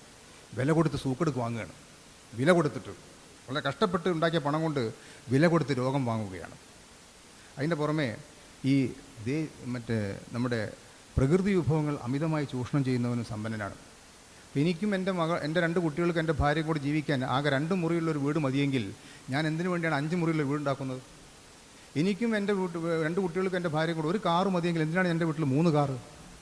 എനിക്കും എൻ്റെ 2 കുട്ടികൾക്കും ഭാര്യയും കൂടെ യാത്ര ചെയ്യാൻ ഒരു സാധാരണ ഒരു കാറ് മതിയെങ്കിൽ എന്തിനാണ് ഞാൻ അതിനൊരു BMW ഉപയോഗിക്കുന്നത്? അപ്പോൾ കൂടുതൽ സമ്പത്തുള്ളവൻ കൂടുതൽ പെട്രോൾ ഉപയോഗിക്കുന്നുണ്ട്, കൂടുതൽ കല്ല് ഉപയോഗിക്കുന്നുണ്ട്, കൂടുതൽ കരിങ്കല്ല് ഉപയോഗിക്കുന്നുണ്ട്, കൂടുതൽ സിമൻറ്റ് ഉപയോഗിക്കുന്നുണ്ട്, കമ്പി ഉപയോഗിക്കുന്നുണ്ട്, മണൽ ഉപയോഗിക്കുന്നുണ്ടൊക്കെ. ഒരു ലോറി മണൽ കിട്ടാൻ നമുക്കറിയാം അതിൻ്റെ കഷ്ടപ്പാട്. അപ്പോൾ ഞാൻ ഒരു 10 ബാത്ത് അറ്റാച്ച് റൂംസുള്ള വലിയൊരു കൊട്ടാരം പണിയുമ്പോൾ ഞാൻ എത്ര ദരിദ്രന്മാരുടെ വീടുണ്ടാക്കാനുള്ള മണലും കരിങ്കല്ലുമാണ് ഞാൻ കട്ടെടുക്കുന്നത്, ഞാൻ കവർന്നെടുക്കുന്നത്? ആരും ചിന്തിച്ചിട്ടുണ്ടോ? ഈ മുസ്ലിം സമുദായത്തിലെ സമ്പന്നർക്ക് ബാധിച്ചിരിക്കുന്ന ഈ രോഗത്തെക്കുറിച്ച് ആരെങ്കിലും ചിന്തിച്ചിട്ടുണ്ടോ? Has anybody has ever thought? എനിക്ക് ജീവിക്കാൻ എന്ത് സംഭവിക്കുന്നു? അയാൾ വരുന്നു, ആ ഒരു ഒരു ഒരു മഹാമാമാങ്കം നടത്തുന്നു, 2 ദിവസം ഗൃഹപ്രവേശനം, ഹൗസ് വാമിങ്, അതിന് പൂട്ടിയിട്ട് ഈ ജസ്റ്റ് റിട്ടേൺസ്. കേരളത്തിൽ 7 ലക്ഷം ആളുകൾക്ക് വീടില്ല, പക്ഷേ കേരളത്തിൽ 11 ലക്ഷം വീടുകൾ പൂട്ടിയിട്ടിരിക്കുകയാണ്. ഇമാജിൻ, കേരളത്തിൽ 7 ലക്ഷം ആളുകൾക്ക് വീടില്ല, പക്ഷേ 11 ലക്ഷം വീടുകൾ കേരളത്തിൽ പൂട്ടിയിട്ടിട്ടുണ്ട്. That's a fact, it's a study. കാരണം ഈ വീട് പൂട്ടിയിട്ട് പോയിരിക്കുകയാണ്. അതിലൊക്കെ നമുക്ക് ധാരാളം, എൻ്റെ മകനും അവൻ്റെ മകനും വീടുണ്ടാക്കാനുള്ള കരിങ്കല്ലും മണലുമാണ് ഞാനിവിടെ ഈ ഡെഡ് ഇൻവെസ്റ്റ്മെൻ്റാക്കി വെച്ചിരിക്കുന്നത്. നോക്കണം. അപ്പോൾ കൂടുതൽ സമ്പത്തുണ്ടാകുമ്പോൾ നമുക്ക് കൂടുതൽ ആവശ്യങ്ങളുണ്ടാകുന്നു, വലിയ വീടുണ്ടാകുന്നു, വലിയ കാറുണ്ടാകുന്നു, കൂടുതൽ പ്രകൃതി വിഭവങ്ങൾ നമ്മൾ ചൂഷണം ചെയ്യുന്നു, കൂടുതൽ മരങ്ങൾ വെട്ടുന്നു, കൂടുതൽ ഫർണിച്ചർ ഉണ്ടാക്കുന്നു. നോക്കണം. മഹാനായ ഗാന്ധി മുമ്പ് കണ്ടതാണ്. AIC സമ്മേളനത്തിൽ എല്ലാവരും നിലത്തിരിക്കുക ചെയ്യാം. കണ്ടിട്ടുണ്ടോ? ഇവിടെ കോൺഗ്രസ്, സാറ് കോൺഗ്രസിൻ്റെ ആളാണോ? അല്ല ചോദിക്കുക. പക്ഷേ കോൺഗ്രസ്സുകാരുടെ മീറ്റിങ്ങിൽ നിലത്തിരിക്കുകയാണല്ലോ ചെയ്യുക. ഞാൻ കോൺഗ്രസ് രാഷ്ട്രീയത്തെ പറ്റി പറയുന്നത്. ഗാന്ധിജിയാണ് സിസ്റ്റം കൊണ്ടുവന്നത്. എന്തുകൊണ്ടെന്നറിയാമോ? ഗാന്ധിജി പറഞ്ഞത് എല്ലാവരും നിലത്തിരിക്കുക, ഫർണിച്ചർ ഉണ്ടാക്കണമെങ്കിൽ കൂടുതൽ മരം വെട്ടേണ്ടി വരും, അതുകൊണ്ട് നിങ്ങളൊക്കെ നിലത്തിരുന്നാൽ മതി. മഹാനായ ഗാന്ധി. അതുപോലെ ഗാന്ധിയുടെ ലോകപ്രശസ്തങ്ങളായ പല പല പ്രഭാഷണങ്ങളും അദ്ദേഹം എഴുതിയിരുന്നത്, അദ്ദേഹത്തിന് പലരും അയച്ച കത്തുകളുണ്ടല്ലോ, ആ കത്തിൽ എഴുതാത്ത ഭാഗം ഉണ്ടാവും, അത് വെട്ടിവെക്കും. വെട്ടിവെച്ചിട്ട് അതിലാണ് എഴുതാൻ മുതൽ. ലോകപ്രശസ്തങ്ങളായ ബക്കിംഗ്ഹാം കൊട്ടാരത്തിലും ജോർജ് 5-ാമിന് മുമ്പിലൊക്കെ മഹാനായ ഈ മനുഷ്യൻ, അർദ്ധനഗ്നനായ ഈ ഫക്കീർ നടത്തിയ വിശ്വപ്രസിദ്ധങ്ങളായ പല പ്രസംഗങ്ങളും എഴുതിയിരുന്നത് ഈ ഉപയോഗശൂന്യങ്ങളായ കടലാസിൻ്റെ പുറത്തായിരുന്നു. കാരണം അതിനുവേണ്ടി പുതിയ കടലാസ് ഗാന്ധിജി ഉപയോഗിച്ചിരുന്നില്ല. കാരണം ഓരോ കടലാസും ഒരു മരിച്ച മരത്തിൻ്റെ കഥ പറയുന്നുണ്ട്, ഒരു വെട്ടിവീഴ്ത്തപ്പെട്ട ഒരു മരത്തിൻ്റെ കഥ പറയുന്നുണ്ട്. ഇരിക്കുന്ന പോഡിയമായാലും ഞാനിരിക്കുന്ന കസേരയായാലും അതും വെട്ടിവീഴ്ത്തപ്പെട്ട, അരിഞ്ഞു വീഴ്ത്തപ്പെട്ട ഒരു മരത്തിൻ്റെ കഥ പറയുന്നുണ്ട്. That's it. അപ്പോൾ അതാണ് ഈ വിഭവങ്ങൾ ഉപയോഗിക്കുന്നത്. നമുക്കും നമ്മുടെ മക്കൾക്കും, നേരത്തെ മാഡം പറയണ്ടായി, നമ്മുടെ വാപ്പാപ്പമാരുടെ കാലത്ത് നമുക്ക് കിട്ടിയ ഭൂമിയല്ല നമ്മൾ മക്കൾക്ക് കൊടുക്കുന്നത്. നമ്മളെ മക്കൾക്ക് എത്രയോ ദരിദ്രമായ, എത്രയോ മലിനീകരിക്കപ്പെട്ട, എത്രയോ പരിസ്ഥിതി ദുർബലമാക്കപ്പെട്ട ഒരു സമൂഹമാണ് നമ്മുടെ മക്കൾക്ക് നമ്മൾ കൊടുക്കാൻ പോകുന്നത്. We are going to hand over them. നമ്മുടെ പ്രിയപ്പെട്ട മക്കൾക്ക് നമ്മൾ കൊടുക്കാൻ പോകുന്നത് ഇങ്ങനത്തെ അശാന്തിയുടെ തീരങ്ങളാണ്. During the last 3 or 4 decades, കഴിഞ്ഞ 3-4 ദശാബ്ദങ്ങൾക്കുള്ളിൽ കേരളത്തിൻ്റെ മുഖം പാടെ മാറിക്കഴിഞ്ഞു. റാമ്പൻ്റ് അർബനൈസേഷൻ, നഗരവൽക്കരണം, extreme exploitation, natural resource, insurmountable environment pollution പറഞ്ഞു കഴിഞ്ഞാണ്.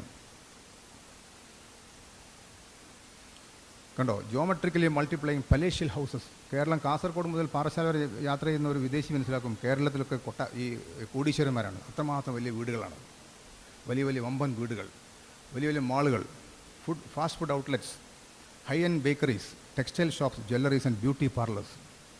കേരളത്തിലേക്ക് നവസമ്പന്നത വന്നപ്പോൾ ഇവിടെ കൂണുപോലെ പൊന്തിയത് 3-4 കാര്യങ്ങളാണ്. 1, ഇത്തരത്തിലുള്ള വലിയ വലിയ കൊട്ടാര സദൃശങ്ങളായ വീടുകൾ. 2, ഇവിടെ ധാരാളം കണ്ണഞ്ചിപ്പിക്കുന്ന പലഹാരങ്ങളും നിറമുള്ള പലഹാരങ്ങൾ സൂക്ഷിച്ച വലിയ വലിയ ബേക്കറികൾ. പിന്നെ ഈ ടെക്സ്റ്റൈൽ ഷോപ്സ്, ജ്വല്ലറി ഷോപ്പുകളും ബ്യൂട്ടി പാർലറുകളുമാണ്. ബാഹ്യ സൗന്ദര്യത്തിൽ കേരളീയൻ ഒടുങ്ങിപ്പോയി, ആന്തരിക സൗന്ദര്യം വിട്ടു. അങ്ങനെ അതിനുവേണ്ടി ഈ മുഖം മിനുക്കുന്ന, മുടി ഡൈ ചെയ്യുന്ന ബ്യൂട്ടി പാർലറുകൾ കേരളത്തിൽ ഇഷ്ടം പോലെ. നോക്കണം. അത് കഴിഞ്ഞില്ല, അതിനിടക്ക് എന്ത് സംഭവിച്ചു? എന്നാൽ മറ്റൊരു ഭാഗത്ത് കേരളത്തിൽ വൃദ്ധസദനങ്ങളും അഗതി മന്ദിരങ്ങളും കൂടുകയായിരുന്നു. ഇന്ത്യയിൽ ഏറ്റവും കൂടുതൽ വൃദ്ധസദനങ്ങളുള്ള കേരളത്തിലാണ്. ഇന്ത്യയിൽ ഏറ്റവും കൂടുതൽ, കേരളത്തിൽ 79 വൃദ്ധസദനങ്ങളുണ്ട്. അതിലേറ്റവും കൂടുതലുള്ളത് നമുക്ക് എറണാകുളം ജില്ലയിലാണ്. നോക്കണം. ഒരു ഭാഗത്ത് ബേക്കറികളും ജ്വല്ലർ ഷോപ്പുകളും ടെക്സ്റ്റൈൽ ഷോപ്പുകളും കണ്ണഞ്ചിക്കുന്ന കൊട്ടാര സദൃശ്യങ്ങളായ വീടുകളുണ്ടാകുമ്പോൾ, മറുഭാഗത്ത് കേരളീയൻ തൻ്റെ വീട്ടിലെ വൃദ്ധന്മാരെ മാലിന്യങ്ങൾ പോലെ പാർശ്വങ്ങളിലേക്ക് വലിച്ചെറിയുകയായിരുന്നു, വിസർജിക്കുകയായിരുന്നു. അങ്ങനെ തൻ്റെ യാത്രയിൽ ഒരു വൃദ്ധൻ്റെയും വൃദ്ധയുടെയും സാന്നിധ്യം അവൻ ഒഴിവാക്കുകയായിരുന്നു. അതിൻ്റെ വിലയും കൊടുത്തു തുടങ്ങിയിട്ടുണ്ട്. അതാണ്, that is it. Old age homes. കേരളത്തിലാണ് ഇന്ത്യയിൽ ഏറ്റവും കൂടുതൽ വൃദ്ധന്മാരുള്ളത്. ദേശീയ ശരാശരി 7.5, കേരളത്തിൽ 11.5. 100 ആളുകൾ 11.5 ആൾക്കാർ 60 വയസ്സ് കഴിഞ്ഞവരാണ്. 2030 ആകുമ്പോഴേക്ക് കേരളത്തിലെ 15 വയസ്സിന് താഴെയുള്ള കുട്ടികളുടെ എണ്ണവും 60 വയസ്സിന് മുകളിലുള്ള വൃദ്ധന്മാരുടെ എണ്ണവും തുല്യമാകാൻ പോവുകയാണ്. It's going to be equal. അതെന്തൊക്കെ ദുരന്തങ്ങളാണ് വരാൻ പോകുമെന്നൊന്നും പറയാൻ പറ്റില്ല. ഇപ്പോൾ പ്രത്യേകിച്ചും ഈ ഡോക്ടർമാരും എഞ്ചിനീയർമാരും ആവുന്ന കുട്ടികളുടെ മക്കളെ നമ്മൾ പഠിപ്പിക്കുന്നുണ്ട്, ഡോക്ടറാക്കുന്നു, എഞ്ചിനീയർ ആക്കുന്നുണ്ട്. ഇവരൊക്കെ എന്ത് ചെയ്യുന്നു? MBBS കഴിഞ്ഞു, അല്ലെങ്കിൽ MTech കഴിഞ്ഞ്, BTech കഴിഞ്ഞാൽ ക്യാമ്പസ് ഇൻ്റർവ്യൂ കഴിഞ്ഞ്, അല്ലെങ്കിൽ അവർ നേരെ അമേരിക്കയിലേക്കും കാനഡയിലേക്കും ഓസ്ട്രേലിയയിലേക്കും മൈഗ്രേറ്റ് ചെയ്യണം. സമ്പത്തുള്ളവൻ, വിദ്യാസമ്പന്നൻ, പ്രത്യേകിച്ചും ഡോക്ടർമാർ, എഞ്ചിനീയർമാർ, പ്രൊഫസർമാർ, പ്രിൻസിപ്പാൾമാർ പോലുള്ള വിദ്യാഭ്യാസവും സമ്പത്തുമുള്ള മാതാപിതാക്കൾ മക്കൾക്ക് വിദ്യാഭ്യാസം കൊടുക്കുന്നു. 1-2 മക്കളേ ഉള്ളൂ. ഈ മക്കൾ ഡോക്ടറോ എഞ്ചിനീയറാണ്, അവൻ ശാന്തസമുദ്രത്തിൻ്റെ അറ്റ്ലാന്റിക് സമുദ്രത്തിന് അപ്പുറത്താണ്. മുമ്പ് കാലഘട്ടങ്ങളിൽ ജോലിക്ക് വേണ്ടി അന്യ നഗരത്തിലേക്ക് പോയത്. മലപ്പുറംകാരൻ കോഴിക്കോട്ടുകാരൻ മലപ്പുറത്തേക്ക് വന്നിരുന്നു. ഇന്ന് കോഴിക്കോട്ടുകാരൻ പോകുന്നത് മലപ്പുറത്തേക്കല്ല, അവൻ ബാംഗ്ലൂർക്കും ചെന്നൈയിലേക്കുമല്ല, അവൻ പോകുന്നത് ഒരു ഭൂഖണ്ഡത്തിനപ്പുറത്തേക്കാണ് പോകുന്നത്. അങ്ങനെ മധ്യ തിരുവിതാംകൂറിൽ തുടങ്ങിയ ഒരു പ്രതിഭാസം ഇന്ന് കേരളം ഒട്ടാകെ വ്യാപിച്ചു കഴിഞ്ഞു. പല വീടുകളിലും ഒരു വൃദ്ധനും വൃദ്ധയും ഒറ്റക്ക്, കൊട്ടാരം പോലത്തെ വലിയ വീടുകൾ, ശ്മശാന മൂകത, വിഷാദം, മക്കളില്ല, പേരക്കുട്ടികളുമില്ല. മക്കളൊക്കെ അവിടെയാണ്. ചോദിച്ചവർ റിട്ടയർഡ് ഡോക്ടറാണ്, റിട്ടയർഡ് എഞ്ചിനീയറാണ്, റിട്ടയർഡ് മെഡിക്കൽ കോളേജ് പ്രിൻസിപ്പലാണ്. തീർന്നില്ല, മരിച്ചു കഴിഞ്ഞാൽ ശവസംസ്കാരം താമസിക്കുകയാണ്. ഇപ്പോൾ കേരളത്തിലെ പത്തനംതിട്ടയിലും കോട്ടയത്തുമൊക്കെ സഞ്ചരിക്കുന്ന മോർച്ചറികളുണ്ട്, ഫ്രീസർ മോർച്ചറികൾ. മൃതദേഹം ഒരു മാസം ഒരാഴ്ചയൊക്കെ സൂക്ഷിക്കാം. മക്കൾ അവിടെയാണ്, വിമാനം കിട്ടിയിട്ടില്ല. അതിപ്പോൾ കോഴിക്കോട്ടും തുടങ്ങിയിട്ടുണ്ട്. ഇപ്പോൾ അങ്ങനെ ഈ വൃദ്ധൻ ഈ ശവസംസ്കാരം കാത്തു കിടക്കുക. ഇതൊക്കെ സമ്പന്നതയുടെ സൗകര്യങ്ങൾ കൊടുക്കുമ്പം അള്ളാഹു തിരിച്ചു വാങ്ങുന്ന കൊടുക്കുന്ന പിഴകളാണ്, ശിക്ഷകളാണ്. മറന്നു പോകാതിരിക്കുക. അങ്ങനെ ബാഹ്യ സൗന്ദര്യത്തിൽ ഊന്നുകയും ബാഹ്യ തോരണങ്ങൾ ഉള്ള സമൂഹമായി മാറിപ്പോൾ ആന്തരിക സൗന്ദര്യം, ഇന്നർ വെൽത്ത് പോയി. ലക്ഷ്മി ദേവി വന്നു, സരസ്വതി ദേവി പോയി. അത് കഥ കേട്ടില്ലേ? മഹാവിഷ്ണുവിൻ്റെ ഭാര്യമാരാണ് ലക്ഷ്മി ദേവിയും സരസ്വതിയും. സരസ്വതി വിവേകത്തിൻ്റെയും വിദ്യാഭ്യാസത്തിൻ്റെയും അറിവിൻ്റെയും മൂല്യങ്ങളുടെയും പ്രതിബിംബമാണ്. ലക്ഷ്മി ദേവി സമ്പത്തിൻ്റെയും. അപ്പോൾ ഒരു വീട്ടിൽ ഒരേ സമയത്ത് സമ്പത്തും വിവേകവും നിൽക്കില്ല. അപ്പോൾ ലക്ഷ്മി വന്നപ്പോൾ സരസ്വതി പോയി, സരസ്വതി വന്നപ്പോൾ ലക്ഷ്മി പോയി. This is the point. അത് it is applicable to the Muslim society as well. ഇഷ്ടം പോലെ പണം വന്നു, പണം മനുഷ്യനെ കൊണ്ട് പല പല വേഷവും കെട്ടിക്കുകയാണ്. ഇതാ, ഒരു വ്യക്തി പണം കയ്യിൽ വന്നു കഴിഞ്ഞാൽ അയാൾ ധാരാളം വേഷങ്ങൾ ആടേണ്ടി വരും. പണം അയാളെ കൊണ്ട് പല പല വേഷവും കെട്ടിക്കും, പല നൃത്തവും ചെയ്യിക്കും. ഇതാ, money is a cruel master.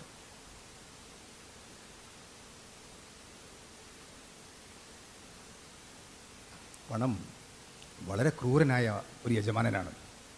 അയാൾ ഈ അടിമയെ കൊണ്ട് പല വേഷം കെട്ടിക്കും, പല നാടകവും കളിപ്പിക്കും, പല അസംബന്ധ നാടകങ്ങളും കളിപ്പിക്കും. എന്നാൽ പണത്തിന് വേറെ സ്വഭാവമുണ്ട്. അവൻ വളരെ വിനയാന്വിതനായ അനുസരണശീലമുള്ള ഒരു ഭൃത്യൻ കൂടിയാണ്. ഇപ്പോൾ പണം ഒരിക്കലും യജമാന സ്ഥാനത്താകാൻ പാടില്ല, പണത്തിന് ഭൃത്യൻ്റെ സ്ഥാനത്ത് വെച്ചിരിക്കണം. That's it. പണത്തിൻ്റെ ഭൃത്യൻ്റെ ഭാഗത്തായിരുന്നെങ്കിൽ ആ പണത്തിനെ കൊണ്ട് നമുക്ക് ധാരാളം ഉപയോഗമുണ്ടാകും. ആ പണം നമ്മളെ കൊണ്ട് ഈ വിഡ്ഢിവേഷം കെട്ടിക്കുകയില്ല. അപ്പോഴാണ് വീടിങ്ങനെ ഞാൻ പലപ്പോഴും പല സ്ഥലത്തും പോകുമ്പം പഴയ വീടൊക്കെ പൊളിച്ച് അവിടെ അങ്ങനെ ഒരു മിനാരം വെച്ച് പുറത്ത് വേറൊരു സാധനം, അത് കഴിഞ്ഞ് അടുത്ത 2 മാസം കഴിഞ്ഞ് പോകുമ്പോൾ അത് പൊളിച്ചിട്ടുണ്ടാവും, വേറൊരു സാധനം ഉണ്ടാക്കിയിട്ടുണ്ടാവും. അപ്പോൾ നോക്കണം, ഈ മനുഷ്യനെ കൊണ്ട് ദൈവം കളിപ്പിക്കുന്ന, അള്ളാഹു കളിപ്പിക്കുന്ന ഓരോ വിഡ്ഢിവേഷം. കയ്യിൽ പണമുണ്ട്, അപ്പോൾ വീടിങ്ങനെ ഷേപ്പ് മാറ്റുകയാണ് ഓരോ ദിവസം. അങ്ങനെ കോടികൾ ഇങ്ങനെ ചിലവഴിക്കുക. ഇഷ്ടംപോലെ പണം വരുന്നുണ്ട്, അങ്ങനെ ചിലവഴിക്കുന്നുണ്ട്. കള്ളൻ്റെ പൈസ വെള്ളം കൊണ്ടുപോകുന്ന പറഞ്ഞാൽ മതി. It's an obedient servant. ആ പണം കൂടുമ്പോൾ സ്ട്രെസ്സ് കൂടും, മെൻ്റൽ ഹെൽത്ത് കുറയും. ഇതാ, മെൻ്റൽ ഹെൽത്ത് കുറയുമ്പോൾ ആൽക്കഹോൾ ഉണ്ടാവാം, ഇല്ലാതിരിക്കാം, അത് കൂടുതൽ അസുഖങ്ങളുണ്ടാവും. ഇതൊക്കെ വിഷമവൃത്തങ്ങളാണ്. അതാണ് മനുഷ്യൻ കേരളത്തിൽ സംഭവിച്ചു. അതാ, സാമൂഹിക ആരോഗ്യം എന്ന് പറയുന്ന ഒരു കൺസെപ്റ്റിലേക്ക് ആരും ഉയർന്നില്ല. അതിന് പകരം വ്യക്തിഗതമായ ആരോഗ്യം. എനിക്കും എൻ്റെ ഭർത്താവിനും എൻ്റെ ഭാര്യയ്ക്കും എൻ്റെ മക്കൾക്കും മാത്രം ആരോഗ്യം മതി. തൊട്ടപ്പുറത്തെ വീട്ടിൽ ഒരു മഹാദരിദ്രനുണ്ട്, അല്ലെങ്കിൽ തൊട്ടപ്പുറത്ത് ഒരു ബ്ലോക്കായിട്ടുള്ളൊരു ഓവുചാലുണ്ടെങ്കിൽ എൻ്റെ വീട്ടിൽ സ്വസ്ഥത ഉണ്ടാവില്ല. ആ ഓവുചാലിൽ ബ്ലോക്കായി ചളിവെള്ളത്തിൽ ക്യൂലസ് കൊതുകുകൾ പെരുകാം, അനോഫിലിസ് കൊതുകുകൾ പെരുകാം. അത് എൻ്റെ വീട്ടിൽ മലേറിയ കൊണ്ടുവരും. കൊതുകിനെ ഈ ഗ്രാനൈറ്റ് പതിച്ച മതിലുകൾ കൊണ്ടൊന്നും കൊതുകിനെ തടയാൻ പറ്റില്ല. നോക്കണം, കൊതുകിനെ ആർക്കും കൊല്ലാൻ പറ്റില്ല. അതിലപ്പുറത്തെ വീട്ടിൽ ഈ റോട്ടിൽ ധാരാളം മാലിന്യങ്ങൾ കൂമ്പാരമാക്കി ഇട്ട് കഴിഞ്ഞാൽ എലികൾ പെറ്റുപെരുകുന്നത്, പെരിച്ചാഴി പെറ്റുപെരുകുന്നതിന് നമുക്ക് കുറ്റം പറയാൻ പറ്റില്ല. അപ്പോൾ സമൂഹം മൊത്തത്തിൽ വൃത്തി ഉണ്ടാവുകയല്ലാതെ എൻ്റെ വീടും എൻ്റെ പറമ്പും മാത്രം വൃത്തിയായി കഴിഞ്ഞാൽ എനിക്ക് ആരോഗ്യം ഉണ്ടാവുകയില്ല.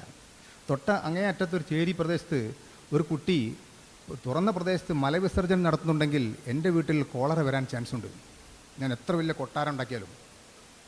തന്നെയുമല്ല, ദൈവം അള്ളാഹു അവൻ്റെ സൃഷ്ടികളിൽ ഏറ്റവും മികച്ചത് മനുഷ്യനാണ്. പക്ഷേ മനുഷ്യൻ അള്ളാഹുവിൻ്റെ നിലനിൽപ്പിനെ ചോദ്യം ചെയ്തു തുടങ്ങിയിരിക്കുകയാണ്.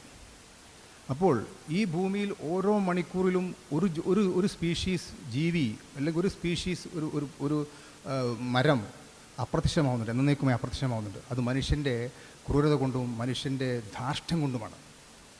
ഈ ഭൂമി എല്ലാതരം ജീവജാലങ്ങൾക്കും പക്ഷികൾക്കും പറവകൾക്കും മനുഷ്യനും ഒരുപോലെ അവകാശപ്പെട്ടതാണ്. അങ്ങനെയുള്ളൊരു വലിയൊരു കൺസെപ്റ്റ്, ആ ഒരു സങ്കല്പം സ്വായത്തമാക്കിയിരുന്ന ഒരു മഹാനായ മനുഷ്യനായിരുന്നു വൈക്കം മുഹമ്മദ് ബഷീർ. അറിയാലോ വൈക്കം മുഹമ്മദ് ബഷീർ. അദ്ദേഹം അതിൽ ബഷീർ അണ്ണാരക്കണ്ണനെ കാണുമ്പോൾ ചോദിക്കും അണ്ണാരക്കണ്ണനോട്, എടോ തൻ്റെ കുട്ടികൾക്ക് സുഖമാണോ?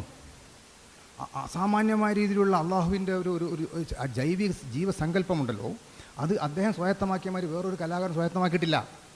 അതുകൊണ്ടാണ് വൈക്കം മുഹമ്മദ് ബഷീറിൻ്റെ കൃതികൾ കാലാതിവർത്തികളാവുന്നത്. അദ്ദേഹത്തിൻ്റെ കൂടെ ഉണ്ടായിരുന്ന തകഴിയുടെയും ദേവിൻ്റെയും ഈ പൊൻകുന്നം വർക്കിയുടെയും ഉറൂബിൻ്റെയും കൃതികൾക്കില്ലാത്തൊരു അമരത്വം എന്തുകൊണ്ട് വൈക്കം മുഹമ്മദ് ബഷീറിൻ്റെ കൃതികൾക്കുണ്ടായി എന്നതിൻ്റെ അർത്ഥം മറ്റൊന്നുമല്ല, അദ്ദേഹത്തിൻ്റെ കൃതികളിലെ മാനവികതയുടെ പ്രശ്നമാണ്. വീട്ടിൽ ആര് വന്നാലും ചോദിക്കും, എടോ കഞ്ഞി കുടിച്ചോ? അത് സാധാരണ നമ്മുടെ ഇപ്പോഴത്തെ ആളുടെ പേര് ഞാൻ പറയില്ല, ഇപ്പോഴത്തെ പല സാഹിത്യത്തിൽ നക്ഷത്രങ്ങൾക്കൊന്നും ചോദിക്കാത്ത ചോദ്യമാണത്. ബഷീർ ചോദിക്കുമായിരുന്നു. അതുകൊണ്ടാണ് ലണ്ടനിലെ ഓറിയൻ്റൽ ഏതൊരു യൂണിവേഴ്സിറ്റി, ലണ്ടനിലുള്ളൊരു യൂണിവേഴ്സിറ്റിയാണ്, ആ യൂണിവേഴ്സിറ്റിയിലെ ഓറിയൻ്റൽ ലാംഗ്വേജസ്, കിഴക്കൻ ഭാഷകളിൽ ഡിപ്പാർട്ട്മെൻറ്റ് അധിപനായിരുന്ന ആറി ആഷർ എന്ന് പറയുന്ന മഹാനായ മനുഷ്യൻ ഇന്ത്യയിൽ വന്നു ഈ ഓറിയൻ്റൽ ഭാഷ പഠിക്കാൻ വേണ്ടി. അയാൾ അവസാനം എത്തിയത് ബഷീറിൻ്റെ അടുത്താണ്. അയാളാണ് ബഷീറിൻ്റെ കൃതികൾ ഇംഗ്ലീഷിലേക്ക് തർജ്ജമ ചെയ്ത്. My grand father had an elephant, എൻ്റെ ഉപ്പപ്പാക്ക് ഒരു ആന ഉണ്ടായിരുന്നു, അതിന് my grand father had an elephant, ആ കഥ അങ്ങനെ പോയി. അതിൽ പാത്തുമാസ് ഗോട്ട് ഇതൊക്കെ അദ്ദേഹം ചെയ്ത. അപ്പോൾ അദ്ദേഹം പറഞ്ഞൊരു വാക്കുണ്ട്, ഞാൻ വന്ന് നോക്കിയപ്പോൾ ഇന്ത്യയിൽ അനേകം സാഹിത്യകാരന്മാരെ ഞാൻ കണ്ടു, പക്ഷേ അതിൽ ഇരുട്ടിൽ ഉറങ്ങാതിരിക്കുന്ന ഒരാളെ ഞാൻ കണ്ടു.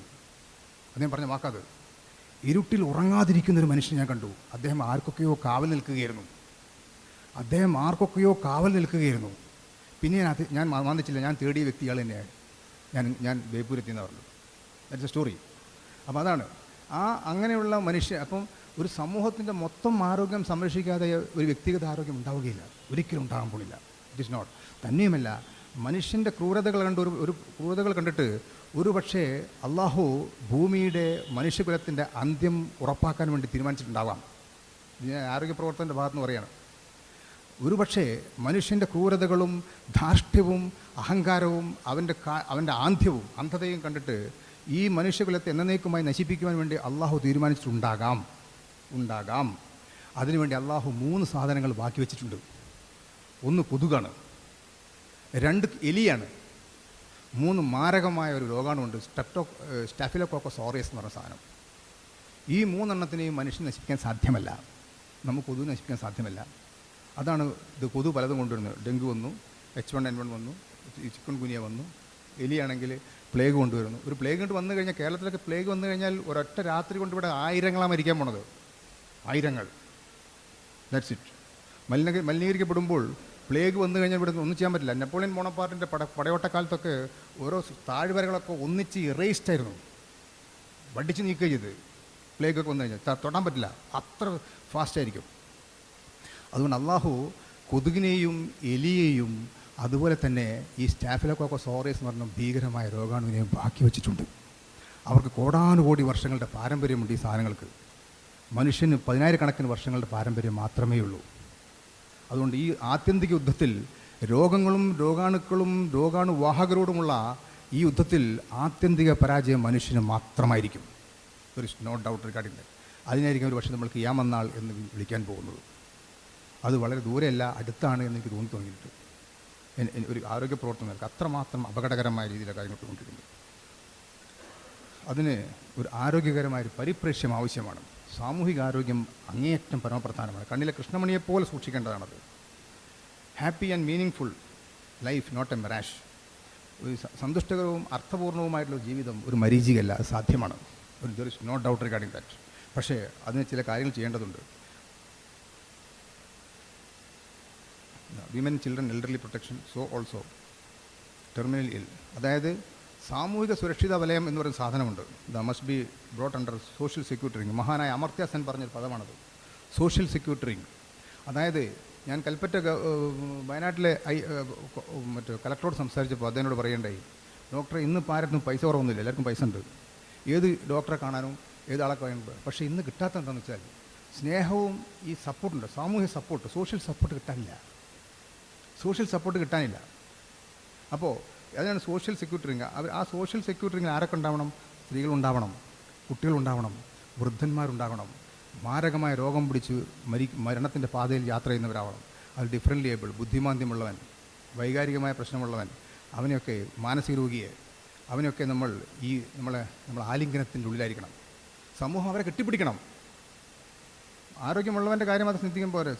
സൗന്ദര്യമുള്ളവനും ആരോഗ്യമുള്ളവനും മാത്രമല്ല, സൗന്ദര്യമില്ലാത്തവനും വികൃത ജീവിയും ഈ തരത്തിലുള്ള മാനസിക രോഗമുള്ളവരും ഗുരുതരമായ രോഗം ബാധിച്ചവനും സ്ത്രീകളെയും കുട്ടികളെയും വൃദ്ധന്മാരെയും നമ്മൾ കെട്ടിപ്പിടിക്കണം.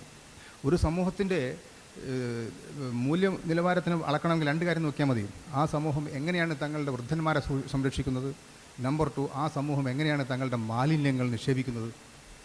ഈ 2 മേഖലകളിലും കേരളം തോറ്റുപോയി, ടെസ്റ്റ് പാസ്സായില്ല. ഈ social security ring it's a disappearing mode. അത് അപ്രത്യക്ഷമായിക്കൊണ്ടിരിക്കുകയാണ്. ഹെൽത്തി ഈറ്റിംഗ്, ആരോഗ്യകരമായ ഭക്ഷണം, ജീവിക്കാൻ വേണ്ടി തിന്നുക, തിന്നാൻ വേണ്ടി ജീവിക്കരുത്. അതാപ്പം ചുരുക്കം. ആളുകൾ പലപ്പോഴും ഈ ഭക്ഷണം കഴിക്കുന്നത് നാളെ ലോകം അവസാനിക്കും എന്ന് ഉറപ്പുള്ള മാതിരിയാണ്. ഇന്ന് തിന്നു തീർക്കുക, അഥവാ നാളെ അവസാനിച്ച് പോയെങ്കിലോ, അങ്ങനെയുള്ള ആക്രാന്തമാണ്. അതാണ് ഫിസിക്കൽ ആക്ടിവിറ്റി കൂട്ടുക, ശാരീരിക വ്യായാമം കൂട്ടുക. ഈ അമേരിക്കൻസ്, ജപ്പാനുകാരൊക്കെ അവരുടെ നാട്ടിലെ ഹാർട്ട് അറ്റാക്ക് 60% കുറച്ചു. എങ്ങനെ? നന്നായി വ്യായാമം ജീവിതത്തിൻ്റെ ഭാഗമാക്കിക്കൊണ്ട്. ഇന്ത്യക്കാരൻ വ്യായാമം ഒഴിവാക്കിക്കൊണ്ട് അവൻ്റെ ഹാർട്ട് അറ്റാക്ക് 200% കൂട്ടി. എൻ്റെ ഒരു ഫ്രണ്ട് ജപ്പാനിൽ പോയപ്പോൾ ടോക്കിയോയിൽ ഒരു ട്രെയിനിലിറങ്ങി, ഒരു റെയിൽവേ സ്റ്റേഷനിൽ ഇറങ്ങിയപ്പോൾ എല്ലാവരും ഇങ്ങനെ പായുന്നുണ്ട്. അപ്പോൾ ഇയാളെടുത്ത പോലീസുകാരോട് ചെല്ല, വല്ല തീപിടുത്തോ എന്തുണ്ടായോ, വല്ല ആക്സിഡൻറ്റോ മറ്റോ ഉണ്ടായിട്ടോ? അപ്പോൾ അതല്ലടോ, അതിവിടെ വ്യായാമമാണെന്ന്. അപ്പോൾ ദേ ആർ വെരി ബിസി. ആൾക്കാരോട് ഇപ്പം നിങ്ങൾ ദിവസം 20 മിനിറ്റ് നടക്കണമെന്ന് പറഞ്ഞാൽ പറയും, ഇതിനെക്കൂടെ സാർ സമയം എവിടെ? അമേരിക്കക്കാരൻ ജപ്പാൻകാരൻ ചെയ്യുന്ന വെച്ചില്ല, അവന് സമയമില്ല, നമ്മളെക്കാളും തിരക്കവൻ. അവനെന്ത് ചെയ്യുന്നു? രാവിലെ ട്രെയിൻ ഇറങ്ങിയിട്ട് അവൻ്റെ വാഹനത്തിലേക്ക് ഓടുകയാണ്. അവിടെ വാഹനം ഉണ്ടെങ്കിൽ നടന്നു പോകില്ല, ഈസ് റണ്ണിങ്. അല്ല, ഷോപ്പിംഗ് മാളിൽ പോയി കഴിഞ്ഞാൽ അവൻ ലിഫ്റ്റ് ഉപയോഗിക്കില്ല, അവൻ കയറും. അതുപോലെ ഷോപ്പിങ്ങിന് പോകുമ്പം 1 കിലോമീറ്റർ അകലെ കാറ് നിർത്തിയിട്ട് അവിടേക്ക് നടന്നു പോകും, ഓടിപ്പോകും. അങ്ങനെ അവൻ വ്യായാമം ജീവിതത്തിൻ്റെ ഭാഗമായി. നമ്മൾ ബാത്റൂമിലേക്ക് പോലും ബൈക്കിലാണ് പോകും നമ്മുടെ കുട്ടികൾ. That is it. Physical activity കൂട്ടുക, ശാരീരിക വ്യായാമം ആവശ്യമുള്ള, അധ്വാനം ആവശ്യമുള്ള തൊഴിലുകളെ ഉപേക്ഷിക്കാതിരിക്കുക. ശരിയായ കായിക സംസ്കാരം. ഇപ്പോൾ കായിക സംസ്കാരം എന്ന് പറഞ്ഞാൽ ക്രിക്കറ്റ് കളിയാണ്. ക്രിക്കറ്റ് കളി ഒരു സമൂഹത്തെ മുഴുവൻ അനാരോഗ്യത്തിൽ നയിക്കുന്ന കളിയാണ്. കളിക്കുന്നതിനൊഴികെ കാണുന്നവൻ ആരും തന്നെ കളിക്കുന്നില്ല. അതുകൊണ്ട് ക്രിക്കറ്റ് പോലെ ലോകത്തിലെ വികസിത രാഷ്ട്രങ്ങളൊക്കെ ക്രിക്കറ്റ്, അമേരിക്ക, ജപ്പാൻ, കൊറിയ, ഇവിടെ ഒന്നും ക്രിക്കറ്റിന് സ്ഥാനമില്ല. ക്രിക്കറ്റിന് സ്ഥാനമുള്ളത് പഴയ കോമൺവെൽത്ത് രാഷ്ട്രങ്ങൾക്ക് മാത്രമാണ്. ബ്രിട്ടീഷുകാരൻ വെയിൽ കൊണ്ട് തടി ചൂടാകാൻ വേണ്ടി ഉണ്ടാക്കിയ സാധനം നമ്മളിപ്പോൾ അത് വെട്ടി വിഴുങ്ങുക.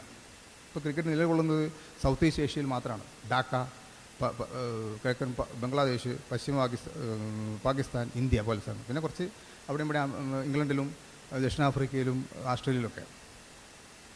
കണ്ടെയ്ൻ കർട്ടേൽ സ്ട്രെസ്, മനസ്സംഘർഷം കുറയ്ക്കുക. Destressing modality. എന്തൊക്കെയാണ് ഡീസ്ട്രെസ്സിങ് മൊഡാലിറ്റി? നമ്മുടെ സ്ട്രെസ്സ് കുറയ്ക്കുക, മനസ്സംഘർഷം കുറയ്ക്കുക. Money management. നമുക്ക് ആവശ്യമില്ലാത്തതൊക്കെ വാങ്ങിക്കൂട്ടുക. നമ്മൾ അങ്ങാടിയിൽ പുതിയ സാധനം വന്നാൽ അത് ആദ്യം പോയി വാങ്ങും, പിന്നെ ചിന്തിക്കുക ഇതെന്തിനാണ് ഉപയോഗിക്കേണ്ടത്. നമുക്ക് ആവശ്യമുണ്ടെങ്കിൽ വാങ്ങല്ല, ആവശ്യമില്ലാത്തൊക്കെ വാങ്ങിക്കൂട്ടുക. അതുകൊണ്ട് പണം എന്തിനുപയോഗിക്കണം?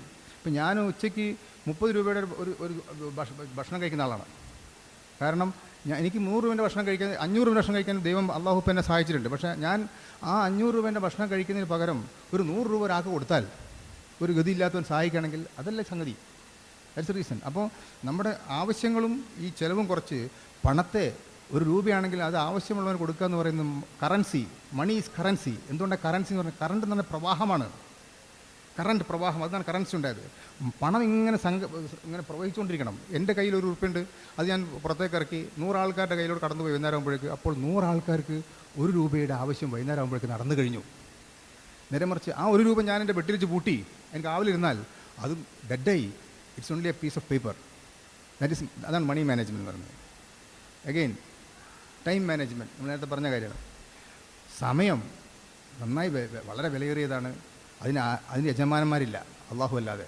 അപ്പോൾ ഈ ടൈം മാനേജ്മെൻറ്റ്, പ്രധാനപ്പെട്ട കാര്യങ്ങൾക്ക് വേണ്ടി സമയം ചെലവഴിക്കുക. ഒരു വീട്ടിൽ ഒരു വല്യാപ്പുണ്ട്, കിടപ്പിലായ വൃദ്ധൻ, അയാൾ ആരും കേൾക്കുന്നില്ല, ആരും സംഭവിക്കുക. ഒരു ചെറുപ്പക്കാരൻ ഒരു കാര്യം ചെയ്യാം, ഒരു അരമണിക്കൂർ ഒന്ന് വല്യാപ്പയുടെ അടുത്ത് പോയിട്ട് മൂപ്പര് പറഞ്ഞ് കേട്ടിരിക്കുക. വാർദ്ധക്യമാകുമ്പോൾ കേൾവിക്കാരില്ലാത്ത പ്രശ്നമാണ്. ഒരു ചെറുപ്പക്കാരൻ തീരുമാനിക്കുകയാണ്. അതിന് വേറെ ആ ചെറുപ്പക്കാരൻ മമ്മൂട്ടിയെ കാണാൻ പോവുക. മമ്മൂട്ടി സ്ഥലത്ത് ഒരു ടെക്സ്റ്റൈൽ ഷോപ്പ് ഉദ്ഘാടനത്തിന് വരുന്നുണ്ട്. അവിടെ 5 മണിക്കൂർ കാത്തിരിക്കുക. എന്നിട്ട് പോലീസ് ലാത്തി ചാർജ് വേറെ. ഭക്ഷണം കഴിക്കണം ഒക്കെ മറന്നിട്ട് ചെറുപ്പക്കാരൻ, അതിന് മോഹൻലാലിൻ്റെ മമ്മൂട്ടിയുടെയും കാവ്യമാധവനെ കാണാൻ പോകുന്ന ചെറുപ്പക്കാരൻ അതിൻ്റെ ഒരു മണിക്കൂർ ഈ വൃദ്ധൻ്റെ അടുത്ത് പോയിരുന്നിട്ട്, അല്ല ഇല്ലപ്പാ എന്താ പ്രശ്നം, വല്ലതും എൻ്റെ സഹായം വേണം എന്ന് ചോദിക്കുമ്പോൾ അവിടെ ടൈം മാനേജ്മെൻറ്റാണ്. എൻ്റെ അടുത്തൊന്നും ചെറുപ്പക്കാരുണ്ട്, ഒരു സമയമില്ല, ഒരു പണിയില്ലാത്തവനാണ്, തൊഴിലില്ലായ്മ വേതന വാങ്ങുന്നവനാണ്. അവൻ എൻ്റെ അടുത്ത് വന്നാൽ സാർ എപ്പോൾ വന്നാൽ കാണാൻ പറ്റും? ഞാൻ പറയും ഇത്ര 3:30 വന്നാൽ വേഗം പോകാൻ പറ്റുമോ? അവൻ ഉമ്മൻചാണ്ടിയോ അല്ലെങ്കിൽ മറ്റേ നമ്മുടെ മൻമോഹൻ സിംഗോ ചോദിക്കുന്നവരെ പെട്ടെന്ന് പോകണവൻ, അതിന് പണിയൊന്നുമില്ല. ഈ വൺസ് ടു സമയമില്ല, ഇറ്റ്സ് വെരി ബിസി. ഞാൻ പറയൂ, ഞാൻ സമയമില്ലാത്ത ആൾക്കാർ ചികിത്സിക്കുന്ന ഡോക്ടറല്ല, ധാരാളം സമയമുള്ള ആളെ ചികിത്സിക്കുന്നത് മാത്രം ചികിത്സിക്കുന്ന ഡോക്ടർ. ഞാൻ എഴുതി വെച്ചിട്ടുണ്ട്, തിരക്കേറിയവർ മറ്റു ഡോക്ടർമാരെ സമീപിക്കുക. എൻ്റെ consultant like that. Time management, human relations, മനുഷ്യബന്ധങ്ങളുടെ മാനേജ്മെൻറ്റാണ്. അതാണ് ഈ സമ്പത്ത് കൂടുമ്പോൾ നമ്മൾ ബന്ധങ്ങളിൽ നിന്ന് അകലും. കടം ചോദിച്ചെങ്കിലോ, കടം ചോദിച്ച് കിട്ടാതായെങ്കിലോ, കടം കൊടുത്താൽ ആ പൈസയും പോയി, ആ ബന്ധവും പോയി. അപ്പം മനുഷ്യബന്ധങ്ങളുടെ മാനേജ്മെൻറ്റ്. It's not coming.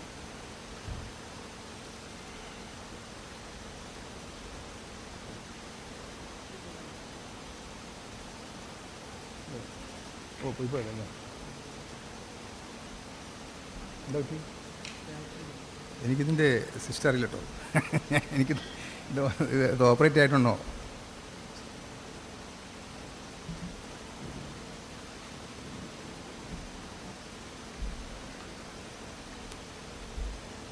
കഴിയാറായി, ഫിനിഷ്ഡ്. ഞാൻ 1-2 സ്റ്റേഡ് ഉണ്ടാവുള്ളൂ. I am going to finish it.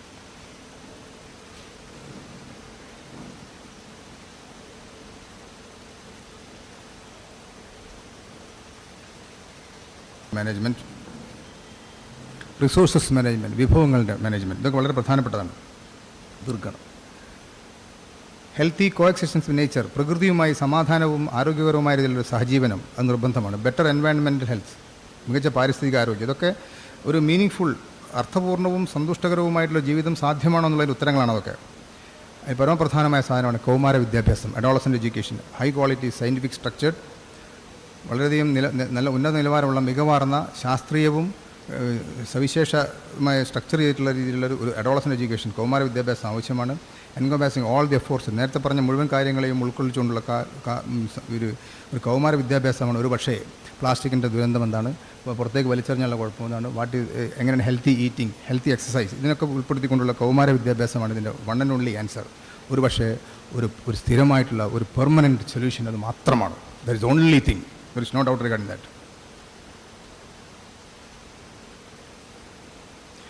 കൗമാര വിദ്യാഭ്യാസത്തിൽ കുട്ടികളെ നമ്മൾ നിർബന്ധമായി പഠിപ്പിക്കേണ്ട ചില കാര്യങ്ങളുണ്ട്. ഒന്ന്, ഗ്ലോബൽ സിറ്റിസൺറി. മനുഷ്യൻ ഒരു ആഗോള പൗരനാണ്. അവൻ ഇന്ത്യക്കാരനോ പാകിസ്ഥാൻകാരനോ ഇസ്ലാമോ ക്രിസ്ത്യാനിയോ അതൊന്നുമല്ല പ്രശ്നം. അവന് അടിസ്ഥാനപരമായ മനുഷ്യനാണ്. ആ മനുഷ്യൻ്റെ അടിസ്ഥാന ഗുണങ്ങൾ അവനുണ്ടായിരിക്കണം. മാനുവൽ ലേബർ, ശാരീരികമായി അധ്വാനിക്കാനുള്ള കഴിവ് അവനെ പഠിപ്പിക്കണം. അതിനുള്ള സന്നദ്ധത അവനെ പഠിപ്പിച്ചിരിക്കണം നിർബന്ധമായും. സ്വന്തം സംസ്കാരത്തെയും സ്വന്തം ഭാഷയും അവൻ അവഗണിക്കാൻ പാടില്ല. ഒരുപക്ഷെ ലോകത്തിൽ ഏറ്റവും കൂടുതൽ സ്വന്തം ഭാഷയുടെ അവഹേളനം കാണിക്കുന്ന ഒരു സമൂഹം മലയാളികളാണ്. അതിന് സംശയമില്ല. മലയാളിക്ക് മാത്രമേ സ്വന്തം ഭാഷയോട് ഇത്രമാത്രം താല്പര്യക്കുറവുള്ളൂ. വൈസ് യൂട്ടിലൈസേഷൻ ഓഫ് റിസോഴ്സസ്, വിഭവങ്ങളുടെ വിവേകപൂർണ്ണമായ ഉപഭോഗം, ഹെൽത്തി ഈറ്റിംഗ് ആൻഡ് എക്സസൈസ്, ഇതൊക്കെ കുട്ടികളെ പഠിപ്പിക്കേണ്ട കാര്യങ്ങളാണ്. And again empathy towards marginalised and the weaker. പാർശ്വവൽക്കരിക്കപ്പെട്ട ദുർബല സമൂഹത്തോട് നമ്മൾ അവരോട് അനുതാപം കാണിക്കണം. അനുതാപം, സഹതാപത്തേക്കാൾ എത്രയോ വലുതാണ് അനുതാപം. സഹതാപം എന്ന് പറഞ്ഞാൽ നമ്മൾ അവൻ നാണയത്തൊട്ടുകൾ വലിച്ചെറിഞ്ഞ് യാചകനോട് നമുക്ക് തോന്നുന്ന ഫീലിംഗാണ്. എംപതി എന്ന് പറഞ്ഞാൽ എൻ്റെ സ്ഥാനത്ത് അയാളായിരുന്നെങ്കിൽ, അയാളുടെ സ്ഥാനത്ത് ഞാനായിരുന്നെങ്കിൽ എന്ന് കരുതുന്നതിനാണ് എംപതി എന്ന് പറയുന്നത്. That is what is empathy. നിങ്ങളുടെ പെൺകുട്ടികൾക്ക് ആദ്യം വസ്ത്രം കൊടുക്കൂ, പെൺകുട്ടികൾക്ക് ആദ്യം വിദ്യാഭ്യാസം കൊടുക്കൂ, പെൺകുട്ടികൾക്ക് ആദ്യം ഭക്ഷണം കൊടുക്കൂ. നമ്മുടെ നാട്ടിൽ ആദ്യം ഭർത്താവിന് കൊടുക്കും, പിന്നെ ആൺകുട്ടികൾക്ക് കൊടുക്കും, പിന്നെ പെൺകുട്ടിക്ക് കൊടുക്കും, അവസാനം അമ്മ ചട്ടി പഠിക്കും. ഈ സ്റ്റോറി അതല്ല. ആദ്യം പെൺകുട്ടിക്ക് കൊടുക്കണം ഭക്ഷണം. കാരണം പെൺകുട്ടിക്ക് മാത്രമേ ഈ അലങ്കാരമായിട്ടുള്ള ഗർഭപാത്രമുള്ളൂ. അള്ളാഹു കൊടുത്തിരിക്കുന്ന ഏറ്റവും മികച്ച അലങ്കാരങ്ങളിലൊന്ന് അത് ഗർഭപാത്രം അലങ്കാരം മാത്രമല്ല, അതൊരു ആയുധം കൂടിയാണ്. ഒരു മികച്ച സൃഷ്ടിയെ ഗർഭത്തിൽ ചുമന്നുകൊണ്ട് 10 മാസം കഴിഞ്ഞിട്ട് നല്ല ശാരീരികവും മാനസികവും ആത്മീയവുമായ ആരോഗ്യമുള്ള ഒരു സൃഷ്ടിക്ക് ജന്മം കൊടുക്കുവാൻ അള്ളാഹു സ്ത്രീക്ക് മാത്രമേ കഴിവ് കൊടുത്തിട്ടുള്ളൂ. അതിൽ പുരുഷന് സ്ത്രീയെ സഹായിക്കാമെന്ന് മാത്രമേ ഉള്ളൂ. ആ ഗർഭപാത്രം കൊടുക്കുക, അതോടൊപ്പം തന്നെ പാല് നിറഞ്ഞ സ്തനങ്ങളും അള്ളാഹു കൊടുത്തിരിക്കുകയാണ്. ഇതിൽ പരം ഒരു വലിയ അലങ്കാരം ആർക്ക് കൊടുക്കാൻ സാധിക്കും? അതുകൊണ്ട് പെൺകുട്ടികളെ ബഹുമാനിക്കുവാനും പെൺകുട്ടികൾക്ക് പുറകിൽ നടക്കുവാനും പഠിപ്പിക്കണം. ഞാൻ പലപ്പോഴും അഡോളസൻ ക്ലാസ്സിന് പോകുമ്പോൾ വിദ്യാർത്ഥികളോട് അവസാനം പറഞ്ഞ ആൺകുട്ടികളുടെ മക്കളെ നിങ്ങളുടെ ക്ലാസ്സിലെ പെൺകുട്ടികൾ പറയുന്നത് കേൾക്കണം. പെൺകുട്ടിക്ക് നേരത്തെ പ്രായമാകും, പക്വത വരും. അപ്പോൾ അവർ പറയും, എടോ ഹാൻസ് കഴിച്ചു വരുന്നവൻ, വെള്ളം അടിച്ച് വരുന്നവൻ, കഞ്ചാവ് അടിച്ച് വരുന്നവൻ, മോനെ അത് പേര് വിളിച്ചിട്ട് എടാ അത് ചെയ്യല്ലേ. അത് പെൺകുട്ടിക്ക് പറയാൻ സാധിക്കുകയുള്ളൂ. അതുകൊണ്ട് ഈ പെൺകുട്ടികളെ അധിക്ഷേപിക്കുകയും അവരെ ചവിട്ടിത്തേക്കുകയും അവരെ സമൂഹത്തിൽ അവഹേളിക്കുകയും ചെയ്യുക എന്ന് പറയുന്നത് ഒരു മനുഷ്യൻ സ്വന്തം കുഴി കുത്തുന്നതിനും സ്വന്തം ഖബർ കുഴിക്കുന്നതിനും തുല്യമാണ്. There is no doubt regarding. അതുകൊണ്ട് gender literacy is a must that has to be educated to this people. Then proper healthy conception, urbanisation, civilisation. നഗരവൽക്കരണം എന്ന് പറഞ്ഞാൽ കുറേ വീടുണ്ടാക്കലല്ല, കുറേ വലിയ വലിയ അമ്പരചുംബികളായ കെട്ടിടങ്ങൾ ഉണ്ടാക്കുകയല്ല, അങ്ങനെ അവിടെ മാലിന്യ കൂമ്പാരങ്ങൾ സൃഷ്ടിക്കലല്ല എന്നുള്ള പുതിയൊരു സാധനം. And lastly proper vision regarding individual health versus social health. വ്യക്തിഗത ആരോഗ്യമല്ല, സാമൂഹിക ആരോഗ്യമാണ് പരമപ്രധാനം എന്നും കൂടെ കുട്ടികളെ മനുഷ്യനെ പഠിപ്പിക്കേണ്ടതുണ്ട്. അത് കൗമാര വിദ്യാഭ്യാസത്തിൻ്റെ ഭാഗമായി നമ്മുടെ കുട്ടികൾക്ക് ചെറുപ്പത്തിൽ പറഞ്ഞു കൊടുക്കേണ്ടതുണ്ട്. ബസ്.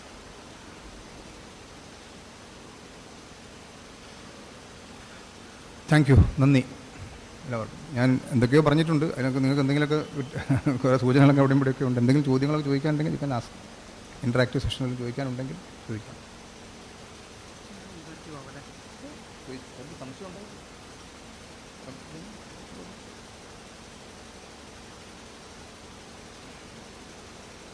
എന്തെങ്കിലും സംശയങ്ങൾ? നമുക്ക് അല്പനേരം ഒരു ചോദ്യോത്തര, ഒരു ഇൻറ്ററാക്റ്റീവ് സെഷൻ ആവാം. ആദ്യം ഞാൻ തന്നെ ചോദിക്കാൻ ഉദ്ദേശിക്കുന്നു.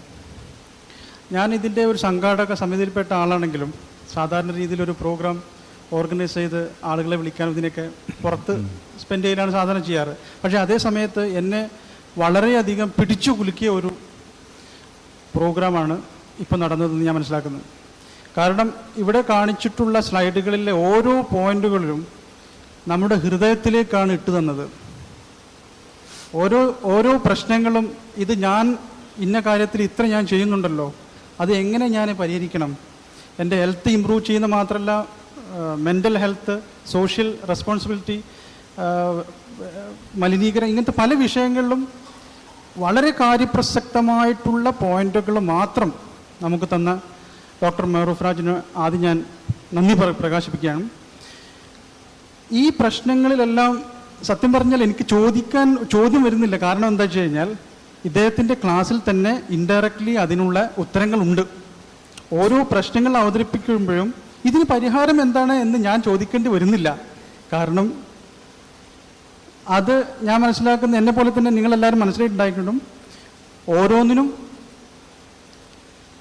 പരിഹാരം ഹിഡൻ ആയിട്ട് അതിൻ്റെ അകത്തുണ്ട്. ഉദാഹരണം പറയുകയാണെങ്കിൽ ഹെൽത്ത്, ഒരു സമയത്ത് പറഞ്ഞു രാവിലെ ചിക്കൻ, ഉച്ചയ്ക്ക് മട്ടൻ, രാത്രി ബീഫെന്ന്.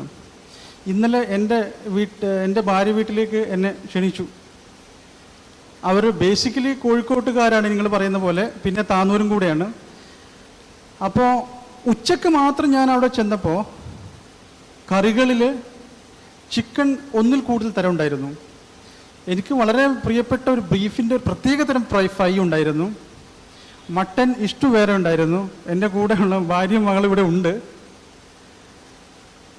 പക്ഷേ അല്ലെങ്കിൽ നാം ഓരോരുത്തരും മറ്റുള്ളവരുടെ കംപ്ലൈൻറ്റ് തീർക്കുക എന്ന് പറഞ്ഞാൽ വളരെ ബുദ്ധിമുട്ടാണ്. മറ്റുള്ളവരെ നന്നാക്കാൻ വളരെ ബുദ്ധിമുട്ടാണ്. സ്വയം ഞാൻ എന്ത് മാറ്റം വരുത്തണം, ഓരോരുത്തരും, ഞാൻ എന്ന് പറയുന്നത് നാം ഓരോരുത്തരും ഹെൽത്തിൽ എന്ത് ചെയ്യണം, ഇതായിരിക്കണം നമ്മുടെ ചിന്ത, നമ്മുടെ ഓരോരുത്തരുടെയും ചിന്ത. ഇന്ന് ഈ പ്രോഗ്രാം ഇവിടെ നിന്ന് ഇറങ്ങി പോകുമ്പോൾ മനസ്സിൽ കുറച്ച് നിയത്തുകൾ വെച്ചുകൊണ്ട് തന്നെ ഇറങ്ങിപ്പോയാലേ നമുക്ക് കാര്യമുള്ളൂ. അല്ലെങ്കിൽ ഇവിടെ നമുക്ക് വെറുതെ ഒരു ക്ലാസ് കേട്ട് ഇറങ്ങുന്നു മാത്രമേ ഉള്ളൂ. ആ ഒരു പോയിന്റിൽ നമ്മൾ സൊല്യൂഷൻ സൈഡിൽ ഒന്ന് രണ്ട് വാക്കുകൾ പറയുകയാണെങ്കിൽ നന്നായിരുന്നു. അങ്ങനെ സൊല്യൂഷൻ അല്ല, അതിൻ്റെ സൊല്യൂഷൻ എൻ്റെ അവസാനത്തെ സ്ലൈഡിൽ ഞാനത് വിശദമായിട്ട് എഴുതിയിട്ടുണ്ട്. പ്രധാനമായിട്ടും കുട്ടികളെ നമ്മൾ വളർത്തി, പ്രത്യേകിച്ചും കുട്ടികളെ നമ്മൾ ശ്രദ്ധിക്കേണ്ട കുട്ടികളെയാണ്. നമ്മുടെ വീട്ടിൽ ഇപ്പോൾ ഞാൻ പ്രമേഹ രോഗിയാണ്. അപ്പോൾ പ്രമേഹമുണ്ട്, എനിക്ക് ഹാർട്ട് അറ്റാക്ക് ഉണ്ട്, പ്രഷറുണ്ട്, എല്ലാം ഉണ്ട്. കേരളത്തിലെ ഒരു യഥാർത്ഥ കേരളീയൻ്റെ ചിത്രം എന്നിൽ ദൃശ്യമാണ്. ഞാൻ കണ്ടമാനം ഗുളിക കഴിക്കേണ്ട ഒരു ദിവസം. അപ്പം എൻ്റെ മകന് എന്നേക്കാൾ നേരത്തെ പ്രമേഹം ഉണ്ടാവും, അതിനെനിക്ക് സംശയമൊന്നുമില്ല. കാരണം അവൻ്റെ ജീവിത രീതി അങ്ങനെയാണ്. കാരണം അപ്പോൾ ഈ മിതം പാലിക്കുക, ഭക്ഷണ കാര്യങ്ങൾ മിതം പാലിക്കുക, അധ്വാനിക്കുക, കളിക്കുക, നന്നായിട്ട് ഗ്രൂപ്പ് ഗെയിംസ് കളിക്കുക, അങ്ങനെയുള്ള കാര്യങ്ങൾ, അതുപോലെ സാമൂഹ്യ ആരോഗ്യം ഉള്ള കൺസെപ്റ്റ് ഉണ്ടാക്കുക, സമൂഹത്തിലെ പാർശ്വവൽകൃതമായിട്ടുള്ള ഗതിയില്ലാത്ത ആളുകളെയും കൂടെ സ്വന്തം കുടുംബത്തിൻ്റെ അംഗങ്ങളായി കണക്ക് അവരെയും കൂടെ രക്ഷപ്പെടുത്തുവാൻ വേണ്ടി നമ്മൾ വിഭവങ്ങൾ ഉപയോഗിക്കുക. ഞാൻ ഉണ്ടാക്കുന്ന പണം എൻ്റെതല്ല.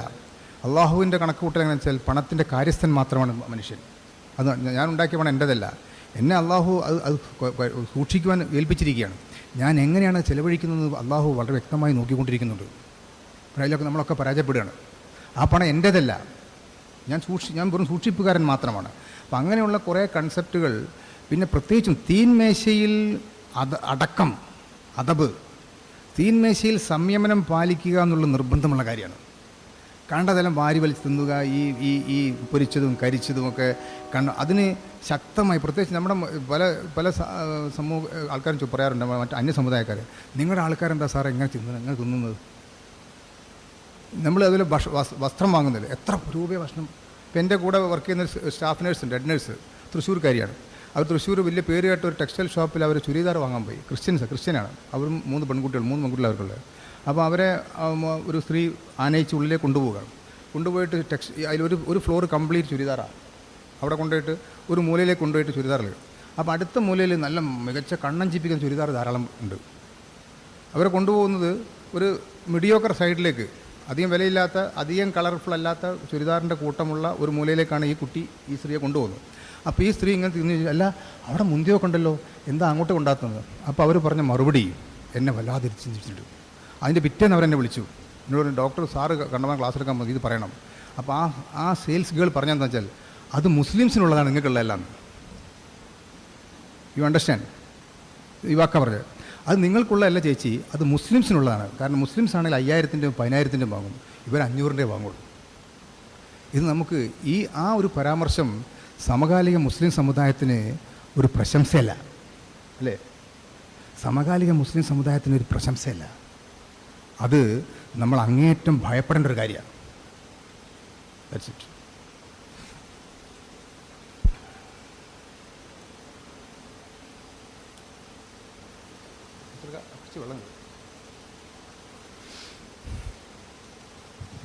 ഹലോ സാറ് മ്യൂസിക്കൽ തെറാപ്പി നടത്തുന്നുണ്ടെന്ന് പറഞ്ഞു, അതിനെക്കുറിച്ച് ഒന്നും പറഞ്ഞില്ല, ഒന്ന് ജസ്റ്റ് അറിയാൻ വേണ്ടി ചോദിക്കുകയാണ്. അത് വളരെ വ്യത്യസ്തമായ സബ്ജക്റ്റാണ്. അപ്പോൾ അതുകൊണ്ട് ഞാനതിനെപ്പറ്റി പറയുന്നത്, മ്യൂസിക് തെറാപ്പി എന്ന് പറയുന്നത് ഞാൻ വളരെ ഒന്നുകൂടി ചെറിയ കാര്യങ്ങൾ പറഞ്ഞുതരാം.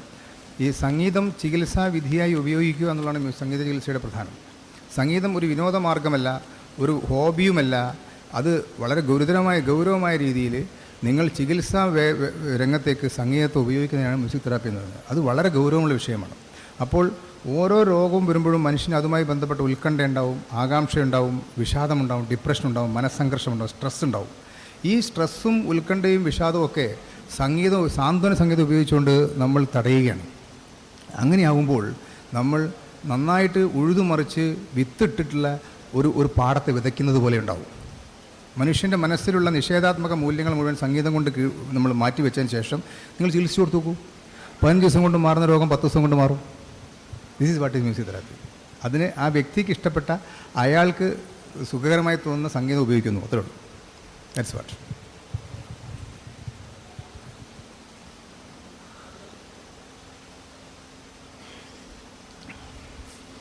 വനിതകൾക്ക് ഹലോ, എനിക്ക് 1-2 ക്വസ്റ്റ്യൻസ് ചോദിക്കാറുണ്ട്. ഒന്ന്, ഈ ആരോഗ്യമുള്ള കേരളം പെട്ടെന്ന് അനാരോഗ്യമുള്ള ഒരു കേരളത്തേക്ക് മാറാൻ ഒരു കാരണങ്ങൾ പറഞ്ഞു, അതൊരു പിന്നെ ഒന്നും കൂടെ ഒന്ന് വിശദീകരിച്ചാൽ നന്നായിരുന്നു. പിന്നെ ഒന്ന്, അജിനോമോട്ടോനെ പറ്റി പറഞ്ഞിരുന്നു സാറ്. ഈ അജിനോമോട്ടോനെ പറ്റിയിട്ട് തന്നെ ഡോക്ടേഴ്സ് തന്നെ നല്ല അഭിപ്രായങ്ങൾ പറയുന്നുണ്ട്. അപ്പോൾ യഥാർത്ഥത്തിൽ അത് അജിനോമോട്ടോ ഉപയോഗിക്കാൻ പാടുണ്ടോ? പിന്നെ അതുപോലെ വാട്ടർ കണ്ടൻറ്റ്, അതായത് വെജിറ്റേറിയനും നോൺ വെജിറ്റേറിയനും ഉള്ള ഒരു വാട്ടറിൻ്റെ വെള്ളത്തിൻ്റെ ഒരു കാര്യം പറഞ്ഞു, അതും കൂടെ ഒന്ന് വിശദീകരിച്ചാൽ നന്നായിരുന്നു. അത് ഈ ആരോഗ്യമുള്ള സമൂഹത്തിൽ നിന്നും മലയാളി അനാരോഗ്യമുള്ള സമൂഹത്തിലേക്ക് വന്നതിൻ്റെ പ്രധാനപ്പെട്ട കാരണങ്ങൾ കുറച്ചൊക്കെ ഒന്ന് സാമൂഹ്യ മാറ്റമാണ്. അതായത് മലയാളി ആദ്യം കാർഷിക സംസ്കൃതിയിൽ ഊന്നിയ സമൂഹമായിരുന്നു. എല്ലാ കൂട്ടുകുടുംബ വ്യവസ്ഥയിൽ മരുമക്കത്തായം, ഇതിൻ്റെ സ്ത്രീകൾക്ക് പ്രാമുഖ്യമുള്ള, മണ്ണിനോടും കൃഷിയോടും ഇടപെട്ടുകയും കാര്യമായ ഒരു പാരസ്പര്യം സൃഷ്ടിച്ചുകൊണ്ടാണ് മലയാളി നീങ്ങിയിരുന്നത്. അന്ന് നമുക്ക് ഫ്യൂഡലിസമൊക്കെ ഉണ്ടായിരുന്നെങ്കിലും അന്ന് മനുഷ്യന് അധ്വാനിച്ചിരുന്നു. ഇപ്പോഴും ഈ കുട്ടനാട്ടിൽ നിന്നൊക്കെ വരുന്ന പ്രായമുള്ള ക്രിസ്ത്യൻസ് പറയുമായിരുന്നു, അവർ പറയും രാവിലെ സ്കൂളിലോ കോളേജിലോ പോയി വന്നു കഴിഞ്ഞാൽ അച്ഛൻ നിർബന്ധമാണ് ഒരു 2 മണിക്കൂർ പാടത്ത് പണിയെടുത്തിരിക്കണം, അതിന് ഞങ്ങൾ മക്കൾ പശുവിനെ കറന്നിരിക്കണം, പശുവിന് വൈക്കോൽ കൊടുത്തിരിക്കണം. അങ്ങനെ ഒരു കായിക സംസ്കാരം ഉണ്ടായിരുന്നു. കൂട്ടുകുടുംബ വ്യവസ്ഥിതി മാറി അണുകുടുംബത്തിലേക്ക് വന്നപ്പോൾ സ്ട്രെസ്സ് കൂടി. കൂട്ടുകുടുംബത്തിൽ സഹായിക്കാനും സപ്പോർട്ട് ചെയ്യാൻ ആളുകളുണ്ടായിരുന്നു. അതുപോലെ കാർഷിക സംസ്കൃതി പോയി, മറ്റേ വ്യവസായവൽക്കരണം വന്നുമില്ല. അതോടുകൂടി ധാരാളം പണം വന്നു. 40 കൊല്ലം മുമ്പ് അറേബ്യൻ മണലാരണ്യത്തിൽ ഓയിൽ കണ്ടതോടുകൂടി കേരളത്തിൽ കണ്ടമാനം പണം കുത്തിയൊഴുകി. നോക്കണം. പിന്നെ ഈ സ്ട്രെസ്സ് കാരണം കണ്ടമാനം സ്ട്രെസ്സ്, അതിൻ്റെ പുറമെ ആൽക്കഹോൾ, അതിൻ്റെ പുറമെ ഈ ഈറ്റിംഗ് ഹാബിറ്റ്സ് മനുഷ്യൻ്റെ. നമുക്ക് ഈ കഴിഞ്ഞ 10-30 വർഷം കൊണ്ട് നമ്മുടെ കഞ്ഞിയും പയറും കപ്പയും മത്തിയും അല്ലെങ്കിൽ പുട്ടും കടലയും ഇതൊക്കെ പോയി. അതിന് വരെ രാവിലെ തന്നെ കോൺഫ്ലേക്ക് കഴിക്കുന്ന സമൂഹം വന്നു. അതുപോലെ ഉച്ചയ്ക്കും രാത്രിയും വൈകുന്നേരവും ഒക്കെ തന്നെ ബീഫും മട്ടനും ചിക്കനും കഴിക്കുന്ന ഒരു സമൂഹം വന്നു. ആഴ്ചയിൽ 5 ദിവസവും 7 ദിവസവും ബിരിയാണി കഴിക്കുന്ന ചെറുപ്പക്കാരുണ്ടായി നമ്മുടെ നാട്ടിൽ. നമ്മളെ ചെറുപ്പകാലത്ത് നമ്മൾ കൊല്ലത്തിലാകെ 2 പ്രാവശ്യം ബിരിയാണി കഴിക്കുക, ഒന്ന് ചെറിയൊരുന്നാളിനും വലിയൊരുന്നാളിനും മാത്രം. അണ്ടർസ്റ്റാൻഡ്? ഇങ്ങനെയാണ് നമ്മൾ രോഗം വില കൊടുത്ത് വാങ്ങിയത്. പിന്നെ 1200 ലിറ്റർ വെള്ളം വേണമെന്ന് പറയുന്നത് സാധാരണ ഇപ്പോൾ നമ്മളൊരു ഒരു ചെടി നട്ടു വളർത്താൻ ഒരു ഗോതമ്പോ അരിയോ നട്ടു വളർത്താൻ അതിനൊഴിക്കുന്ന വെള്ളമുണ്ടല്ലോ, അതിനൊഴിക്കുന്ന വെള്ളം, ആ വെള്ളത്തിൻ്റെ എത്രയോ കൂടുതലാണ് നമ്മളൊരു പശുവിനെ വളർത്തുമ്പോൾ അല്ലെങ്കിൽ മാംസത്തിനായിട്ടൊരു കാളയെയോ ഒരു പോത്തിനെയോ വളർത്തുമ്പോൾ അതിന് കുടിക്കാനുള്ള വെള്ളം പോകുന്നത്. അതിന് കുടിക്കാൻ വേണ്ട വെള്ളം കൊടുക്കുന്നതിന് പുറമെ അതിന് തിന്നേണ്ട ഈ ഇലക്കറികൾ സൃഷ്ടിക്കുമ്പോൾ അതിന് വെള്ളം വേറെയും കൊടുക്കണം. നോക്കണം. അപ്പോൾ പിന്നെ വേറെ ഒന്നും പറഞ്ഞില്ല നിങ്ങൾ. അജിനോമോട്ടോ എന്ന് പറയുന്ന ചൈനീസ് സോൾട്ട്, മോണോസോഡിയം ഗ്ലൂട്ടമേറ്റ് എന്ന് പറയാം, MSG എന്ന് പറയാം, ചൈനീസ് സോൾട്ട്. അത് ചെറിയ അളവിൽ കഴിച്ചുകൊണ്ട് തെറ്റില്ല, അത് രുചി വർദ്ധിപ്പിക്കും. ഒരു മനുഷ്യൻ്റെ രുചി 13 ഇരട്ടിയായിട്ട് കൂട്ടും അത്. അപ്പോൾ അജിനോമോട്ടോ ഇല്ലാത്ത ഒരു കഷ്ണം ഇറച്ചി ചെറുപ്പക്കാരൻ ഒരു കഷ്ണം കഴിക്കുകയാണെങ്കിൽ അജിനോമോട്ടോ ഇട്ട ഇറച്ചി അവൻ 13 കഷ്ണങ്ങൾ വരെ കഴിക്കാം. Ajinomoto, understand? അജിനോമോട്ടോ കൂടുതലായി കഴിഞ്ഞാൽ അത് ചൈനീസ് റെസ്റ്റോറൻറ്റ് സിൻഡ്രോം എന്ന് പറയുന്ന ഒരു അസുഖം ഉണ്ടാക്കും. ആ അസുഖം എന്ന് പറഞ്ഞാൽ ബുദ്ധിമാന്ദ്യം, ഓർമ്മക്കുറവ്, നിരന്തരമായ തലവേദന, എപ്പോഴും ക്ഷീണം, നടുവേദന, ഇതൊക്കെ ഉണ്ടാവും. നെക്സ്റ്റ്.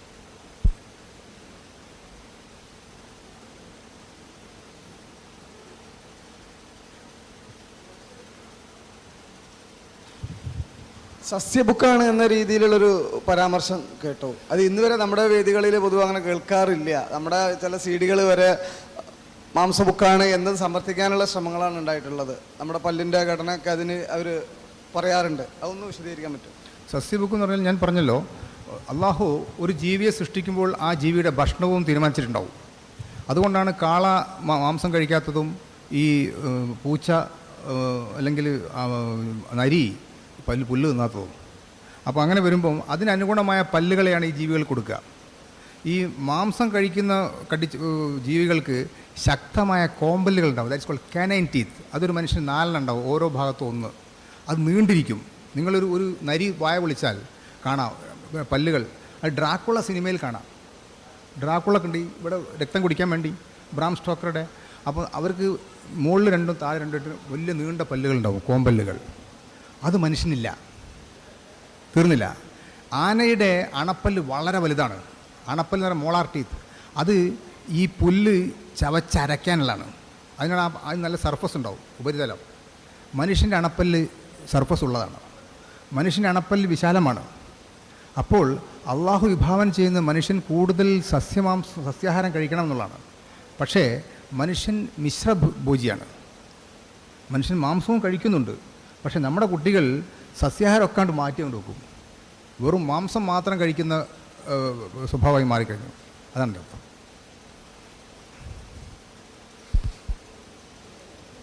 ഈ ഹെൽത്ത് ഇൻഡീസസ് പറഞ്ഞതിൽ ബർത്ത് റേറ്റ് പറഞ്ഞേ. അപ്പോൾ ബർത്ത് റേറ്റ് കൂടുന്നത് ഒരു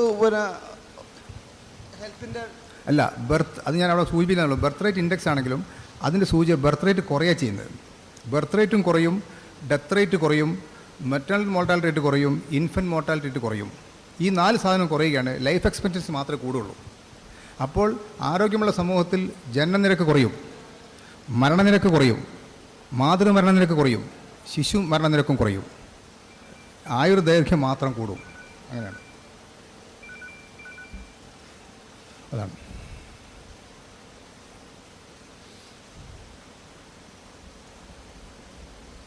ഒരു ക്ലാസ് കൊണ്ട് ഇത് പറഞ്ഞുകൊണ്ട് വനിതകൾക്ക് എന്തെങ്കിലും മെച്ചം കിട്ടിയോ? എൻ്റെ ഈ പ്രഭാഷണം കൊണ്ട് നമ്മൾ വനിതകൾക്ക് പറയുമോ? നമ്മൾ ഇപ്പോൾ കുറച്ചായിട്ട് ന്യൂസ് പേപ്പേഴ്സിലൊക്കെ കണ്ടതാണ് അട്ടപ്പാടി ആദിവാസി കോളനിയിലെ മാൽന്യൂട്രീഷൻ പ്രോബ്ലംസും കമ്മ്യൂണിക്കബിൾ ഡിസീസസിൻ്റെ ഒക്കെ. ഇപ്പോൾ അവരെന്ന് പറഞ്ഞാൽ അവർ നിൽക്കുന്ന സ്ഥലത്ത് തന്നെ അവർക്കുള്ള ഫുഡ് നാച്ചുറൽ ആയിട്ടുള്ള പ്ലാന്റ്സും ഫുഡും ഇപ്പോൾ സാറ് പറഞ്ഞ പോലെ അവർ നാച്ചുറൽ ആയിട്ടുള്ള ജീവിതചര്യയും ഒക്കെയാണ്, എന്നിട്ട് അവർക്ക് ഇങ്ങനെ സംഭവിക്കുന്നു. അപ്പോൾ അതൊന്നും എന്തുകൊണ്ടാണെന്ന് വെച്ചാൽ നമുക്ക് ചുറ്റും നാച്ചുറൽ റിസോഴ്സ് ഒന്നാമത് അട്ടപ്പാടിയിൽ നാച്ചുറൽ റിസോഴ്സ് വളരെ കുറവാണ്. അട്ടപ്പാടിയൊക്കെ മൊട്ടക്കുന്നുകളായി മാറിക്കഴിഞ്ഞു. അവിടെ കൃഷിഭൂമിയൊക്കെ വളരെ കുറവാണ്, അവിടെ കൃഷിയുമില്ല. പിന്നെ അതിൻ്റെ ഏറ്റവും വലിയ പരമപ്രധാനമായ ആദിവാസിയുടെ പ്രശ്നം, ആദിവാസിക്ക് വിദ്യാഭ്യാസമില്ല, ഈ ആരോഗ്യ വിദ്യാഭ്യാസം വളരെ കുറവാണ്. അപ്പോൾ ആദിവാസി ഇപ്പോൾ ശാരീരിക ഭാരം കുറഞ്ഞ ഒരു പെൺകുട്ടി വിവാഹിതയാവുകയും അവൾ ഗർഭിണിയാവുകയും ചെയ്യുകയാണെന്നുണ്ടെങ്കിൽ അത് വളരെ അപകടകരമാണ്. പ്രായം കുറഞ്ഞ ഒരു പെൺകുട്ടി വിവാഹം കഴിപ്പിക്കുക എന്ന് പറഞ്ഞാൽ അത് അതിനേക്കാൾ അപകടകരമാണ്. പെൺകുട്ടികൾ 20 വയസ്സിന് മുമ്പേ ഈ വിവാഹബന്ധം ആരംഭിക്കാൻ പാടില്ല, ലൈംഗിക ബന്ധം ആരംഭിക്കാൻ പാടില്ല. അങ്ങനത്തെ കക്ഷികളിലാണ് കൂടുതൽ ഗർഭപാത്ര ഗള ക്യാൻസറുകളുള്ളത്. അതൊക്കെ ശാസ്ത്രം പറയുന്നുണ്ട്, വേറെ ഒന്നും ചിന്തിക്കേണ്ട. അപ്പോൾ ഇങ്ങനെയുള്ള പല ഗുണങ്ങളും പല വിദ്യാഭ്യാസവും ആദിവാസി വളരെ നേരത്തെ വിവാഹം കഴിക്കും. ആദിവാസി പെൺകുട്ടികളുടെ വെയിറ്റ് വളരെ കുറവാണ്, അവരൊക്കെ അനീമിക്കാണ്. അവർക്ക് കിഴങ്ങ് കിട്ടുന്നുണ്ട്, അവർ കാർബോഹൈഡ്രേറ്റ് കിട്ടുന്നുണ്ട്, പക്ഷേ അവർക്ക് പ്രോട്ടീൻ ഇല്ല, അവർക്ക് ഇരുമ്പ് സത്തില്ല, വൈറ്റമിൻസ് ഇല്ല, മിനറൽസ് ഇല്ല.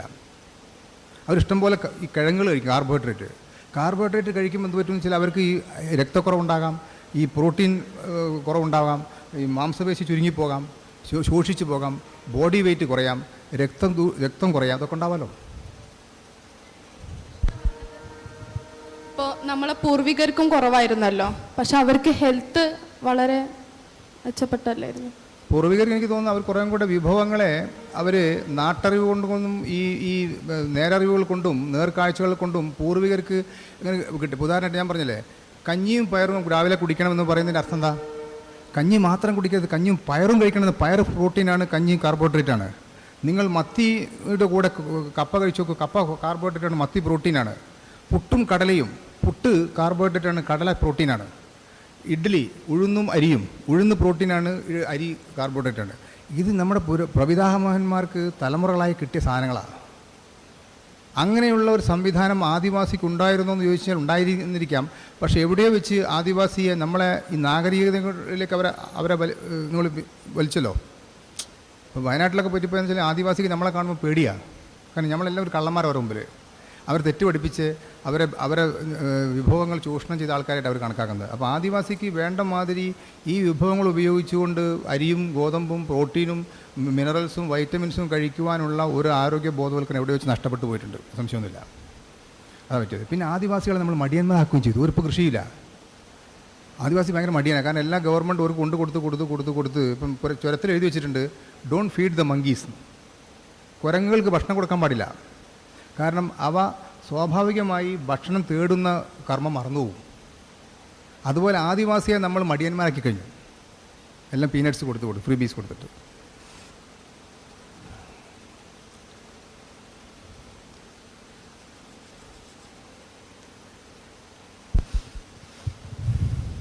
ഒരു ചെറിയ ചോദ്യം. നമ്മൾ സാധാരണ കഴിച്ചുകൊണ്ടിരിക്കുന്ന ഭക്ഷണ സാധനങ്ങളിൽ ചില വിരുദ്ധ ആഹാരങ്ങൾ ഉണ്ടെന്ന് പറയുന്നുണ്ട്, അതിനെ പറ്റി ഒന്ന് പറയാമോ? വിരുദ്ധാഹാരമാണ്, അങ്ങനെ കഴിക്കരുതെന്ന് പറഞ്ഞു.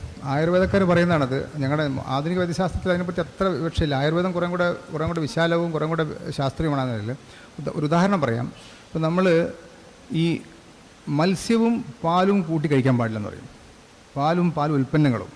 അപ്പോൾ മത്സ്യം കഴിക്കുമ്പോഴും മാംസം കഴിക്കുമ്പോഴും മത്സ്യവും മാംസവും പാലിനോടോ പാൽ ഉൽപ്പന്നങ്ങളോടോ കൂട്ടാൻ പാടില്ല. ഉദാഹരണമായിട്ട് ഇപ്പോൾ നമ്മൾ ബിരിയാണി കഴിക്കുമ്പം തൈര് കഴിക്കും, അപ്പം കോഴിയിറച്ചിയുടെ കൂടെ തൈര് കഴിക്കാൻ പാടില്ല. അതുപോലെ മത്സ്യം പൊരിച്ചതിൻ്റെ കൂടെ നമ്മൾ തൈര് കഴിക്കാൻ പാടില്ല, പാൽ കഴിക്കാൻ പാടില്ല. ഇതാണ് വിരുദ്ധാഹാരം എന്ന് പറയുന്നത്. അങ്ങനെ കുറേ സംഗതികളുണ്ട്, എനിക്ക് അതിനെപ്പറ്റി വ്യക്തമായിട്ട് അറിഞ്ഞുകൂടാ. ഈ ആയുർവേദ ഡോക്ടർമാരായിരിക്കും കുറച്ചുകൂടെ നന്നായിട്ട് അതിനെപ്പറ്റി പറഞ്ഞു തരുന്നത്. പക്ഷേ ഇത് ഒരു എക്സാമ്പിൾ ഇതാണ്, കഴിക്കാൻ പാടില്ല. നമ്മൾ ചെയ്യുന്നതൊക്കെ തെറ്റാ.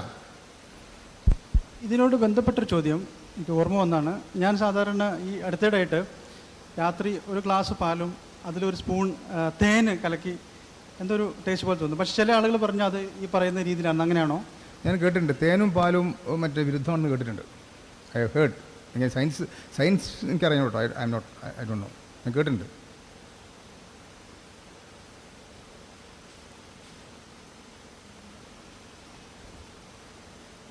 ഇൻട്രാക്ഷൻസ് ഇല്ലെങ്കിൽ നമുക്ക് വൈൻഡപ്പ് ചെയ്യാം. ഇല്ലേ വൈൻഡപ്പ് ചെയ്യാം. ഒരു ചോദ്യം, ലാസ്റ്റ് ക്വസ്റ്റ്യൻ. സ്ത്രീകൾ പ്രസവം ഇപ്പോൾ ഒന്നിലൊക്കെ നിർത്തുകയാണ്. അപ്പോൾ എങ്ങനെ 1-2 പ്രസവത്തിൻ്റെ എണ്ണം കുറയുന്നത് അവരുടെ ഹെൽത്തിനെ റിവേഴ്സായിട്ട് ഇൻവേഴ്സായിട്ട് ബാധിക്കുന്നുണ്ടോ? കൂടുതൽ പ്രസവിക്കുമ്പോൾ കൂടുതൽ സ്ട്രെങ്ത് അങ്ങനെ വല്ല? അങ്ങനെയല്ല. നമ്മൾ ഈ ഗർഭിണിയായ സ്ത്രീ 2 ജീവന് വേണ്ടിയിട്ടുള്ള ആഹാരം കഴിക്കണം, അതിന് വേണ്ടിയുള്ള ഊർജ്ജം സംഭരിക്കണം. അപ്പോൾ ഒരു സ്ത്രീ ഗർഭിണിയാകുമ്പോൾ ആ സ്ത്രീയുടെ കിഡ്നിയും ആ സ്ത്രീയുടെ ശ്വാസകോശവും ഹൃദയവും കരളും ഒക്കെ തന്നെ 2 ആളുകൾക്ക് വേണ്ടിയുള്ള അധ്വാനം ചെയ്യുന്നുണ്ട്. ഒന്ന് കുട്ടിയാണെങ്കിലും ആ കുട്ടിക്ക് വേണ്ടി പ്രവർത്തിക്കുന്നത് ഈ അമ്മയുടെ കിഡ്നിയാണ്. കുട്ടിക്ക് വേണ്ടി പ്രവർത്തിക്കുന്ന അമ്മയുടെ ലിവറും അമ്മയുടെ ഹൃദയവുമാണ്. കുട്ടിക്ക് വേണ്ട രക്തം കൂടെ പമ്പ് ചെയ്യുന്ന അമ്മയുടെ ഹൃദയമാണ്. അപ്പോൾ ഈ പ്രധാനപ്പെട്ട 4-5 അവയവങ്ങൾക്ക് ഒരു ഗർഭം മൂലം ഓവർ ടൈം വർക്ക് ചെയ്യേണ്ടി വരുന്നുണ്ട്. അപ്പോൾ ഈ യന്ത്രങ്ങൾ സ്വാഭാവികമായും ക്ഷീണിക്കാൻ സാധ്യതയുണ്ട്. ഈ ക്ഷീണം മാറണമെങ്കിൽ മിനിമം 3 കൊല്ലം പിടിക്കും. ഓവർ ടൈം വർക്ക് ചെയ്ത ഒരു അമ്മയുടെ കിഡ്നിയും വൃക്കയും കരളും ഹൃദയവും ശ്വാസകോശവും അതിൻ്റെ പൂർവ്വസ്ഥിതി ആരോഗ്യം നേടിയെടുക്കുവാനായിട്ട് 3 വർഷം പിടിക്കും. ആ 3 വർഷത്തിനുള്ളിൽ വീണ്ടും ആ സ്ത്രീ ഗർഭിണിയാവുകയാണെന്നുണ്ടെങ്കിൽ അവന് വീണ്ടും പ്രശ്നമാണ്. You understand? അപ്പം അതുകൊണ്ട് വ്യക്തമായ ഇടവേളകളിൽ മികച്ച പ്രസവ ശുശ്രൂഷ കൊടുത്തുകൊണ്ട് ഒരു സ്ത്രീയെ സംരക്ഷിക്കുകയാണെന്നുണ്ടെങ്കിൽ അവർ എണ്ണ കൂടുതൽ പ്രസവിച്ചാലും വലിയ ദോഷമില്ല. പക്ഷേ നമ്മുടെ നാട്ടിൽ ഇന്നത്തെ അണുകുടുംബ വ്യവസ്ഥയിൽ ഒരു സ്ത്രീക്ക് ഒരു പ്രസവ രക്ഷയ്ക്ക് പോലും വകുപ്പില്ല, ആളെ കിട്ടാനില്ല. പിന്നെ ഈ പയമാരി ഇടിച്ച് മുക്കുടി മരുന്നൊക്കെ കുടിക്കാനും കൊടുക്കാനൊക്കെ ആരാളുള്ള ഇവിടെ? ഇസ്ദാർ. അതുകൊണ്ടാണ് ഇപ്പോൾ എൻ്റെ ഭാര്യയുടെ ഉമ്മ 14 പ്രസവിച്ചാണ്. ഞാൻ കഴിഞ്ഞ 2 മാസം മുമ്പ് എൻ്റെ ആസ്പത്രിയിൽ എൻ്റെ OP-യിൽ എന്നെ കാണാൻ ഒരു സ്ത്രീ വന്നു. അവർക്ക് 65 വയസ്സാണ്, 16 പ്രസവിച്ചിട്ടുണ്ട്. ഞാൻ അപ്പം തന്നെ എഴുന്നേറ്റുന്നു. ഞാൻ പറഞ്ഞു, ഞാൻ നമിക്കുന്നു നിങ്ങളെ, അവർക്ക് നല്ല ആരോഗ്യമുണ്ട്. അപ്പോൾ ഞാൻ ചോദിച്ചത് എങ്ങനെ സംഘടിപ്പിച്ച് പറഞ്ഞു, അന്നത്തെ കാലത്ത് അങ്ങനെയാണ് സാർ, നല്ല ശുശ്രൂഷയാണ്. പിന്നെ ഈ വയറ് ചാടുന്നതിനൊക്കെ നിലത്ത് കുത്തിനും തുടയ്ക്കുക, അമ്മിയിൽ ആട്ടുക, ഈ ഇടിക്കുക, ഇതൊക്കെ നല്ല എക്സസൈസാണ്. അപ്പം അമ്മി പോയി മമ്മി വന്നു, മിക്സി പോയി, പിന്നെ അമ്മി പോയിട്ട് ഗ്രൈൻഡർ വന്നു, അപ്പോൾ പള്ള ചാടി. അങ്ങനെയാണ് മുസ്ലിം പെൺകുട്ടികൾ പ്രസവത്തിന് മുമ്പേ മാരുതി 800ഉം പ്രസവത്തിന് ശേഷം സ്വിഫ്റ്റും ആയിപ്പോയത് ഉണ്ടല്ലോ. അങ്ങനെ ചാടി പള്ള കൂടി വയറ് ആണ്. എൻ്റെ മകളിപ്പം പ്രസവിച്ച 2ാമത്തെ മകൾ അതിലൂടെ ഇപ്പം വണ്ണം വെച്ചിരുന്നു. ഞാൻ പറഞ്ഞ് കാത്തിരുന്ന റെഡി, അടുത്ത 2-3 കൊല്ലം കൂടെ എല്ലാ സുഖം ശരിയല്ല. ഞാൻ പറഞ്ഞു പഴയമാരി അരക്കിലൊന്നും പിന്നെ മലക്കാം ചെയ്യണമെന്ന് പറയാമല്ലോ. അപ്പം ആ തരത്തിലുള്ള ആരോഗ്യവും ആ വിശ്രമവും ഇതൊക്കെ പ്രസവിച്ചു പോയി.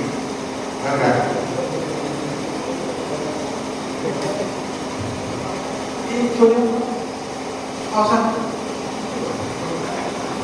സബ്ജക്റ്റില്ല.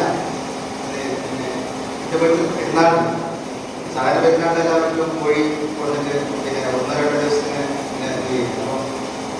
പിന്നെ ഉച്ചഭക്ഷണം കഴിയുന്ന സമയത്ത് കോഴി പൊരിച്ചെടുത്തു.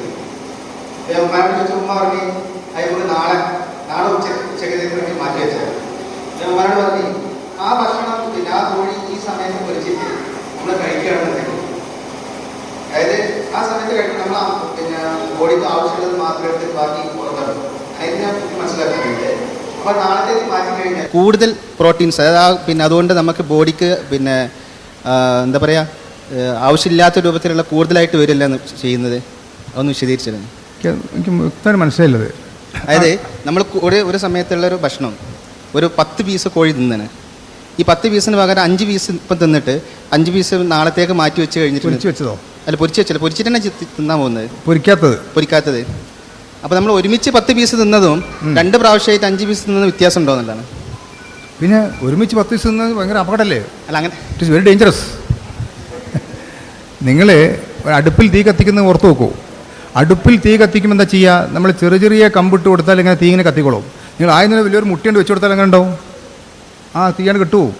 അത് വിശപ്പ് ആമാശയത്തിന് ഭയങ്കര പ്രശ്നമാണ്. പിറ്റേന്ന് വയറ്റുന്ന് പോവില്ല. മൂലക്കുരുണ്ടെങ്കിൽ അത് കൂടും. അല്ല, പിന്നത്തേക്ക് വെക്കാനും പാടില്ല. That is also wrong. ഇപ്പം നമ്മുടെ നാട്ടിൽ ഈ എല്ലാവരും മറ്റേ സംഘടിച്ച് ഈ ഒതുഹിയെ തറുത്ത് തുടങ്ങിയപ്പം അതും ഓരോരുത്തർ ദർജ കാണിക്കലായി. അതാ 3-4 പോത്തിനെ കറക്കുക. എന്നിട്ട് അന്ന് മുസ്ലിം സഹോദരങ്ങളുടെ വീട്ടിൽ ഫ്രിഡ്ജിൽ ഇങ്ങനെ പോത്തിറച്ചി ഇങ്ങനെ ഓവർഫ്ലോ ചെയ്യുക ഒരാഴ്ച 2 ആഴ്ചയൊക്കെ. ഇത് അറേബ്യയിൽ ഗതിയില്ലായിരുന്ന കാലത്ത്, ദാരിദ്ര്യം ഉണ്ടായിരുന്ന കാലത്ത്, സാധാരണക്കാരന് മാംസം കഴിക്കാൻ യോഗമില്ലാതിരുന്ന കാലത്ത് സമ്പന്നർക്കായിരുന്നു ഒട്ടകത്തിൻ്റെ ഇറച്ചി കഴിക്കാനുള്ള യോഗം. അപ്പം കൊല്ലത്തിലൊരു പ്രാവശ്യം സമ്പന്നർ ഒട്ടകത്തിനെയോ ആടിനെയോ അറുത്ത് ഗതിയില്ലാത്തവന് ഇറച്ചി കൊടുക്കാൻ വേണ്ടി ഉണ്ടായ ഒരു അനുഷ്ഠാനമാണെന്ന് എനിക്ക് തോന്നിയിട്ടോ. ഇതിന് മതപരമായ പിന്തുണ ഉണ്ടോ എന്ന് എനിക്ക് അറിഞ്ഞൂടാ. അതിന് പകരം ഇന്ന് മനുഷ്യൻ എത്രമാത്രം ആടുകളെയാണ് കൊല്ലുന്നത്, എത്രമാത്രം. എന്നിട്ട് വേണമെന്ന് വെച്ച് നടക്കുക. എന്നിട്ട് ഫ്രിഡ്ജ് തുറന്നുവിടാ, അതിൽ നിറയെ രണ്ട് കിൻഡൽ. അപ്പോൾ ഓരോ സ്ഥലത്തും കൊണ്ടുവരും ആൾക്കാർ, അവിടെ അറുത്തത് ഇവിടെ അറുത്തത് മറ്റേതാക്കി. അപ്പം ഞാൻ ചോദിക്കുന്നത്, ഇതിൽ പ്രതീകാത്മകമായിട്ട് കുറേ ആൾക്കാർ പോയിട്ട് ഒരു മൃഗത്തിനെ അറുത്താൽ പോരെ? എന്നിട്ട് എന്ത് സംഭവിക്കുന്നു? ഇപ്പം നോമ്പ് എന്ന് പറയുന്നത് കൃത്രിമമായിട്ട് ശരീരത്തിലെ മാലിന്യങ്ങൾ പുറത്തേക്ക് തള്ളുവാൻ വേണ്ടി അള്ളാഹു തന്നെ ഈ വിവക്ഷ ചെയ്തിട്ടുള്ള സാധനമാണ്. വേറൊരു മതത്തിനും ലോകത്തിൽ ഈ സാധനമില്ല. അപ്പോൾ നമ്മുടെ നോമ്പ് കഴിയുന്നതനുസരിച്ച് നമ്മുടെ പ്രമേഹം കുറയണം, പ്രഷർ കുറയണം, കൊളസ്ട്രോൾ കുറയണം, ഹാർട്ട് അറ്റാക്ക് കുറയണം, യൂറിക് ആസിഡ് കുറയണം, അരവണ്ണം കുറയണം, വെയിറ്റ് കുറയണം, ഒക്കെ ചെയ്യണം. പക്ഷേ നോമ്പിന് ശേഷം ഇതൊക്കെ കൂടെ ചെയ്യുന്നത്. പ്രമേഹം കൂടി, പ്രഷർ കൂടി, കൊളസ്ട്രോൾ കൂടി, അരവണ്ണം കൂടി, ഇങ്ങനെ 100,000 പ്രശ്നങ്ങൾ. അപ്പോൾ അതിൻ്റെ അർത്ഥം എന്താണ്? ഓക്കെ, ചോദ്യങ്ങൾ തീർന്നു തോന്നുന്നു. അവസാനത്തെ ചോദ്യത്തിൻ്റെ ഒരു എക്സ്പ്ലനേഷൻ അല്ല, ഡോക്ടർക്ക് ആദ്യം ചോദ്യം മനസ്സിലായില്ല. ചോദ്യം ചോദിച്ചാൽ എൻ്റെ അനിയനാണ്. ആ ചോദ്യം അവിടെ ചോദിക്കുമ്പോൾ ഞാൻ അവിടെ ഉണ്ടായിരുന്നു. ഞാനപ്പോൾ സൈലൻ്റ് ആവുകയാണ് ചെയ്തത്. ഞങ്ങൾ ബേസിക്കലി എൻജിനീയേഴ്സാണ്. മെഡിക്കൽ നോളജ് അധികം ഇല്ലാത്തതുകൊണ്ട് വന്നൊരു അബദ്ധം എന്ന് വേണമെങ്കിൽ പറയാം. കാരണം ഈ കോൺക്രീറ്റും വെള്ളം ഇതൊക്കെ ആ ഒരു എക്സ്പീരിയൻസ് നിന്നാണ് തോന്നുന്നത് ആ ചോദ്യം വന്നത്. അതായത് പുള്ളി ഉദ്ദേശിച്ചത് 10 കഷ്ണം ചിക്കൻ ഫ്രൈ മുന്നിലുണ്ട്, ഇത് ഒറ്റയടിക്ക് കഴിക്കാൻ ഒരു ഓപ്ഷനുണ്ട്, ഇല്ലെങ്കിൽ 5 ഇപ്പോൾ തിന്ന 5 നാളെ തിന്ന, അതാണ് ഉദ്ദേശിച്ചത്.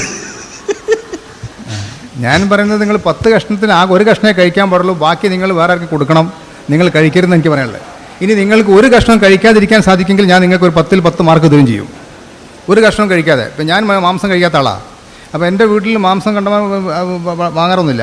ഐ ഡോണ്ട് ടേക്ക് മീറ്റ്, ഒരു മീറ്റ് ഞാൻ കഴിക്കാറില്ല. അപ്പോൾ നിങ്ങൾ മാംസം കഴിക്കാതിരിക്കുന്ന ആളാണെന്നുണ്ടെങ്കിൽ I will give you full mark.